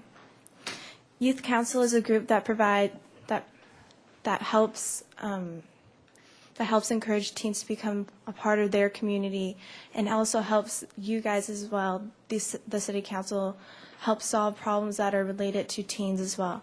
And I would love to be a part of this. Council as well. I'm sorry. I am a part of my school's ASB program, which stands for Associated Student Body, and I'm the club's commissioner. So there I help set up and organize the clubs, and there are a bunch of clubs that are at the school, and then I help organize as well. I'm a part of the Red Cross Club as well, so I am able to help reach out into our community and with that as well. I'm also another thing that I am a part. I am also a part of at my school is the school dance team. We just recently went to a competition, and we have won second place, the highest the school has ever placed at all. The characteristics that I would bring to the youth council would be an effective communicator, since this is a trait that I've been able to work on since I was able to attend the Junior NYLSC, which stands for the Junior National Young Leaders Conference in Washington, D.C., where I was able to work on effective communication and leadership, which is why I would love to be a part of this council. People my age don't really get opportunities to be a part of this, especially across the nation as well. Santa Barbara, being in Santa Barbara, you're lucky to have this opportunity to be a part and take an active role in your community. And since it's such a wonderful community, I would love to take a more active role in being here for so long. I would love to do more outreach programs as well, because there are so many wonderful opportunities here as well. So, yeah. So being a part of this group would allow students my age or younger to have an idea of what goes on in the world, and we would be able to better effectively communicate this to other students our age and help take an active role in the community, because one day this position will fall upon our shoulders, and we will have to learn how to deal with these issues gracefully and with a lot of knowledge at prior hand as well. Thank you for your time. Thank you very much. Any questions? Mr. Hotchkiss. Not a question, but a compliment. You did that practically without notes. Congratulations. Well done. Madam Mayor, Go ahead, Ms. I Maria. like how you list here that you're a full-time student. Yes. When I was in the 10th grade, I don't think we had a choice. We were just like, you're in school. Yes. So can you describe a little bit what the Red Cross Club is? What kind of activities did you do? Red Cross Club? Well, it's still sort of an up-and-coming program at our school, and hopefully I plan to become the president of that club next year. And so with that club, we promote awareness of health, like with CPR. I plan for next year to take that whole club down, or designate a Saturday for them to be all CPR certified, because that is one quality that really helps everyone as well. So with that, we just promote National Red Cross Awareness Day, which falls on November. So we do activities like that as well, or Thank you. Great. Thank you very much. Thank you. All right. Anyone else? Come on up. Maybe if you could start with what school you attend, that can help us find your name and then your name. Hi. I go to Dos Pueblos High School. I'm a junior. Okay. My name is Ming-Che Ho, and Thank you you. can call me Ryan. Okay, go ahead. Okay. This, for my background, this is my third year in America. I used to live in Taiwan, so I'm a little bit poor in English. Sorry.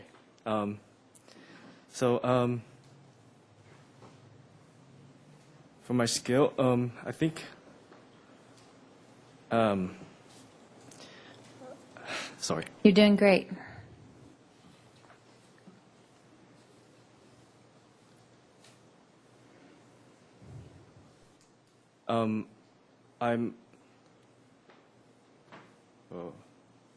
Oops, sorry. Why don't you how did you find out about the youth council?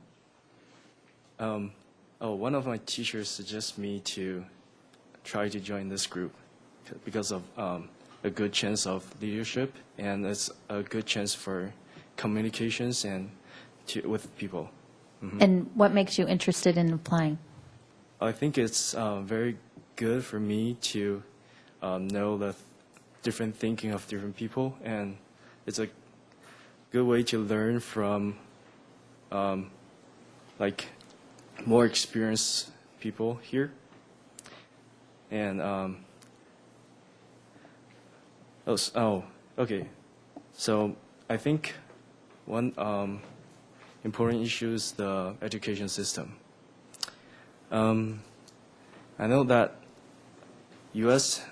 Is a very good country, and it's very good at education. But many different countries, such as Japan, is getting more advanced right now. So there's more international competition. Also, another important thing is the intercultural relationship. Because of the advanced technology now, it's very easy for people to get across the global, and therefore, it's very important for students and youth to learn about how to deal with people from different culture and tolerate or learn from other cultures' people. Also, from my background, my father is a financial executive in a multinational corporation, so I'm very I know a lot of like financial and mathematical terms and knowledge. Right now, I'm in high school baseball team and jazz band, also in the Boy Scout of America. What instrument do you play in jazz band? I play tenor sax and baritone saxophone. Nice. I also volunteer in VITA. It's Volunteer Income Tax Assistance. I'm a tax preparer, also a site administrator at our school. Also, I'm a tutor in Excel program. It's an after-school program at our school, and I'm a math and science tutor. I help people who need help on their homework and schoolwork. And I think that's very important too, because what I see is that there's a wider gap between the top people who really study and the bottom people who don't know how to study or don't have the time to study. And That's great. okay. Any last things you want to mention, or you said quite a lot, so that's great. Okay. Yeah? Yeah. Any questions? Great. Mr. Hotchkiss? What, did you learn English in Taiwan or here? I learned a little bit back there. No, your English is perfect. Congratulations. Yeah. Well done. Great. Thank you very much. Thank you. Okay. Anyone else on anything? Interviews? Going once? Okay. We will continue this, I believe, next week, right? Or in 2 weeks. We don't have a meeting next week. All right, we're going to go back to, this won't hopefully take too long. I don't know. Item number 15, if you could read that. Contract for construction for the Punta Gorda Street Bridge Replacement Project. Thank you. Mr. Kelly. Yes, Madam Mayor and council members. Pat Kelly, Assistant Public Works Director, City Engineer. And this agenda item is for the award of the construction contract for the Punta Gorda Bridge Replacement and Creek Widening Project. I'll be presenting a summary of the project and address some of council's questions that arose last time this was in front of council on October 16th with regards to fire department access within the Green Mobile Home Trailer Park adjacent to the project. I believe I have some positive news to report regarding this topic. Available also to answer any questions is Joe Poirier, Fire Department Battalion Chief, and also Cameron Benson, Creeks Manager. Matt Labrie of Lynx Property Management is here and has been patiently waiting. He has another appointment, so I've asked him, I'd like to introduce him to make a brief comment and answer any questions if the council may have some. Go ahead. Thank you. Thank you for your patience. Madam Mayor, members of council, my name is Matt Labrie for the record, and I'm part of Lynx Property Management. Approximately a year and a half ago, at the request of the state of California, we stepped in to help operate and manage Santa Barbara Green Mobile Home Park. And thank you for allowing me to speak out of order. I appreciate it. I wanted to speak just real quickly to the concern that came up the last time that you heard this item, specifically the safety issues that the creek and bridge project create for the mobile home park. I'm happy to report that with the help of HCD and city staff, the fire department, and the cooperation of the residents, we've come up with a plan that's going to address the fire access, at least creating a second vehicular entry-exit point at Punta Gorda. And we just really appreciate staff's help. Mr. Kelly on this has been really instrumental in gathering the parties, and I know you've heard from several residents at the park, and I believe that I represent them as well as when I say that we're really excited about the solutions that this project has really helped create the opportunity for these solutions to come into play. This will also, hopefully this will make you sleep better at night too. This also helps to usher in kind of a sweep across the park to initiate other reforms that will, this helps to trigger some changes inside the park that I think will bring the park into greater compliance with both HCD standards as well as city, what you would like to see in the city. So I probably should have said right at the beginning that we support the bridge project, and we hope that you move forward with the award of the contract today.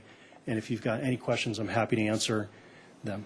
Great. Thank you. I thought you were here for an interview, actually. You know, I was about to jump up. I want to be part of the student. So, Mr. Francisco? Thank you, Madam Mayor. Mr. Labrie, after getting some of the emails on this topic from residents, I drove through Green Mobile Home Park a few weeks ago, and it was something of an alarming experience. And so this agreement that you're talking about, is this going to resolve all of the encroachments? My understanding is that perhaps some of the trailers or perhaps some of the parking spaces are not entirely where they're supposed to be.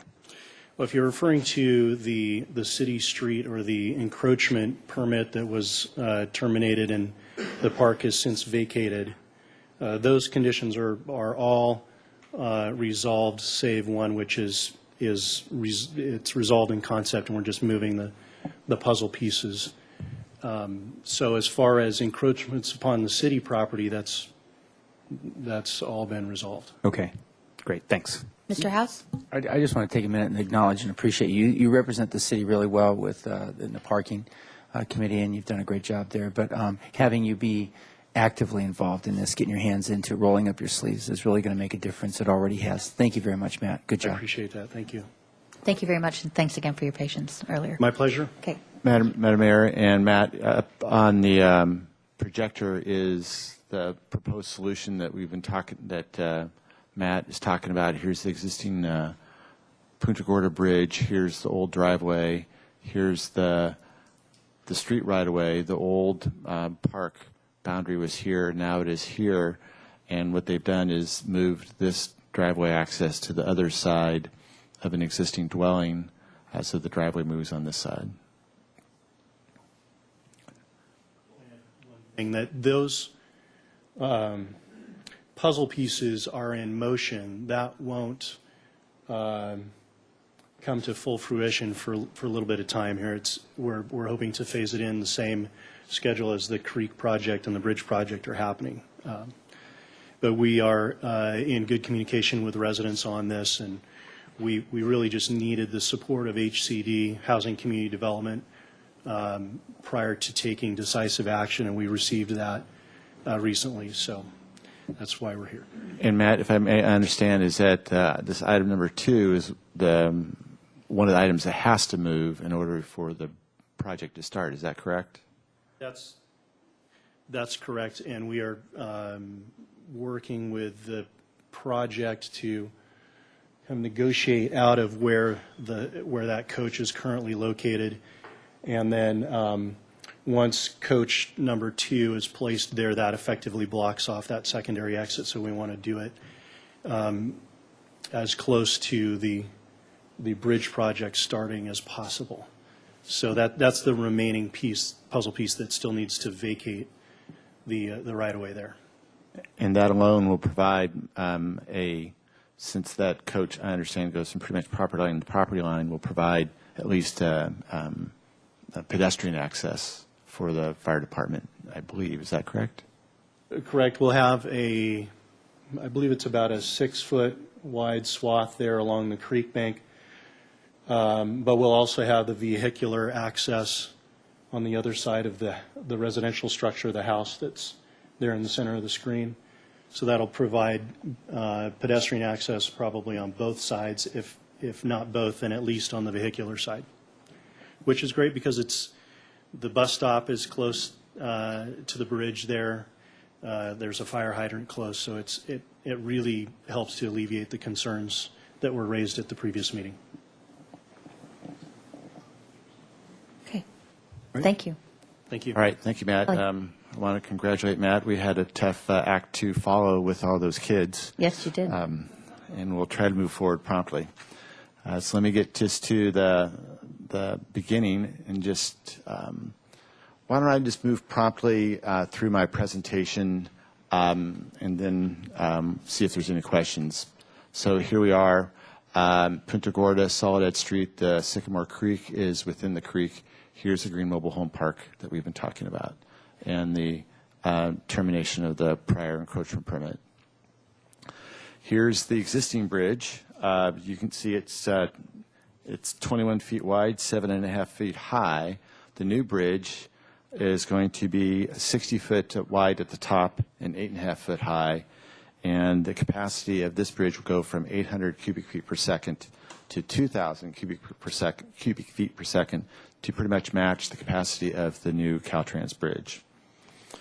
There's a lot of history I'm going over, but I think much of us already know that this area is subject to flooding. This is the flood insurance rate map that shows the limits of the floodway, the 100-year flood, and then, interestingly enough, anticipated per requirement of 500-year flood.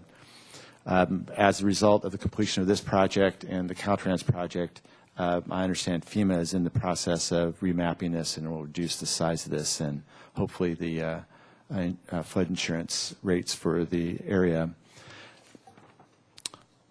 Here is the old schematic map that the council saw back when the encroachment permit was terminated. And at the Planning Commission, the Planning Commission carefully considered all the issues in the initial study and also as part of the mitigated negative deck, the declaration. The issue of emergency access was considered, and it was discussed at that time that it was feasible to provide internal access, however, acceptable access, but that would require a significant amount of effort of the park itself to move its mobile homes to provide an enforceable fire lane.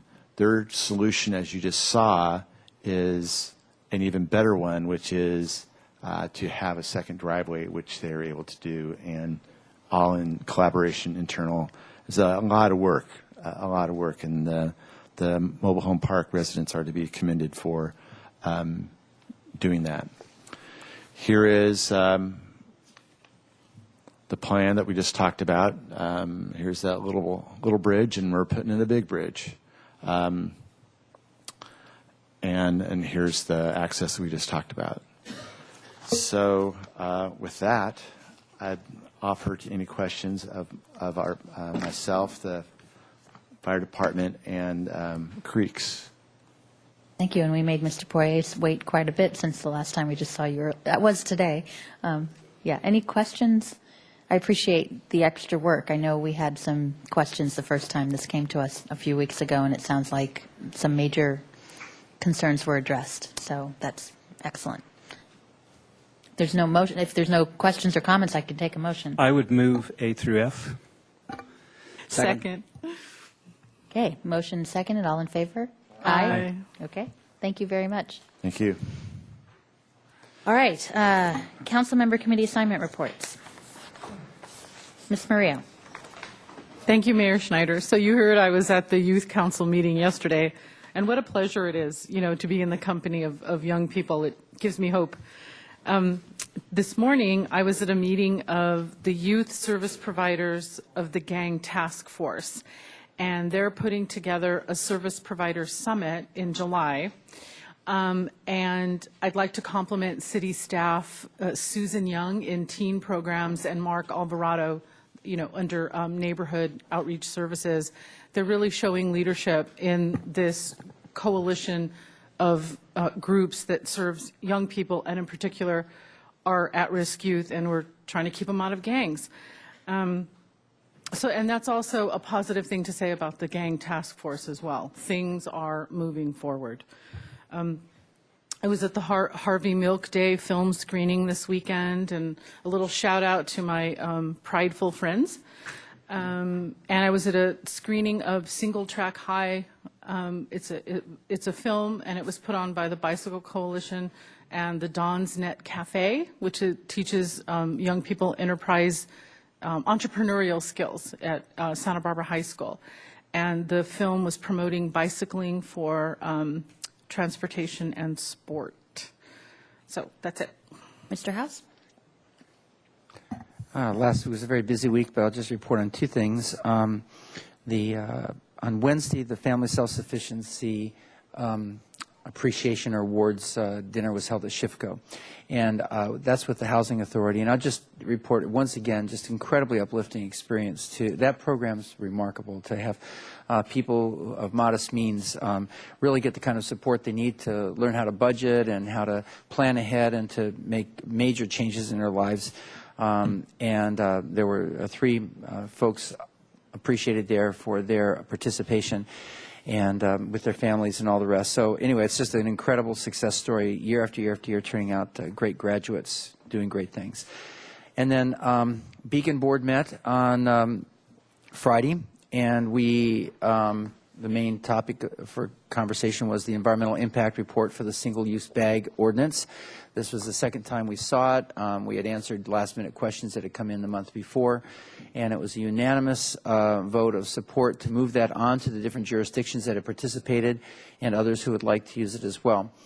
And each of the members of the Beacon Board resolved to go back to their jurisdiction and to move this into their agendas and along as quickly as possible. I'll say that the members from the County Board of Supervisors, Salud Carbajal, and I agree that we'd like to do something, if we could, concurrent. So they're going to be working on their end of it, and maybe we can coordinate effort at some level. I did tell them we weren't holding back over here at all. So that's it. Thanks. Mr. Hotchkiss? Thank you, Madam Mayor. Well, along with you, I accepted a $1 million check from the Maritime Museum. First time Which we I held handed that much directly money. to, which What? we handed directly to Scott Reedman. We didn't pocket that. No, no. People were watching. Yeah. So that bought out their lease, and they were really happy. That's quite an accomplishment in this day and age to do that. Also on Saturday, Mr. Francisco and I attended a paseo en oro. It was called by the Trust for Historic Preservation, their 50th anniversary, as I recall. And the Consul General from Spain was there. It was at the El Paseo, and I mean, it was just, I hadn't seen parts of it. The parts of the El Paseo are not open most of the time. This time they were. It was a great feeling, and I got a real appreciation, much better, I'd have to confess, of the history of that place and really what it can be. And I'm excited to say that they're kind of interested in doing a mercado in the near future in De La Guerra House, possibly in combination with the ships that arrive or at other times, but really to bring it back to life. It would be exciting if they could do that. So I wish them well. Thank you. Sorry to have missed that. I had other events that day. I want to commend the city staff, everyone involved, and the Conference and Visitors Bureau for an amazing Amgen bicycle finish, and thank you to Pro Tem Mr. Rouse for being there at the start on that Thursday morning. It was a beautiful day Wednesday afternoon, and I kept hearing the riders were so pleased to get into 75-degree weather and clear skies rather than 100-plus degrees where they were a couple of days ago. And it was a picture-perfect finish with, I think I heard 42 countries were, this was being broadcast around the world. So they got to see Santa Barbara. You can't pay for that kind of coverage. Thursday morning when Mr. Rouse was saying go forth and bike again up to Avila Beach, I was at the SB-CAG board meeting. This was a pretty pivotal meeting where the state Caltrans director, Malcolm Dougherty, was here to review the Montecito Association's Common Sense 101 alternative plan to the 101 HOV project. There was a presentation by both Caltrans and the Montecito Association, significant public comment. I don't need to go into all the details except to say there was a split 7-6 vote to ask Caltrans to look at moving the HOV portion of the route to south of Sheffield, so you still accommodate all the commuters that are coming into Ventura, but it might lead to more flexibility on those problem intersections, to incorporate all the information that was presented by the Montecito Association into the draft EIR, and to recirculate the EIR if necessary. So we have to figure out what if necessary means. I'm sure lawyers are talking. I will say, though, all the speakers from no matter which side we talked about expressed support for replacement of the Cabrillo Railroad Bridge, which I think for our purposes was very, very exciting to hear, and even expressed support about Olive Mill and potential roundabout, which is something to help the traffic congestion flush out of Coast Village Road and onto 101 or onto Olive Mill. Those are things I know the city's been talking about for over a decade, so that was very encouraging. To be continued, I guess. So with that, we have some closed sessions, if you could read that.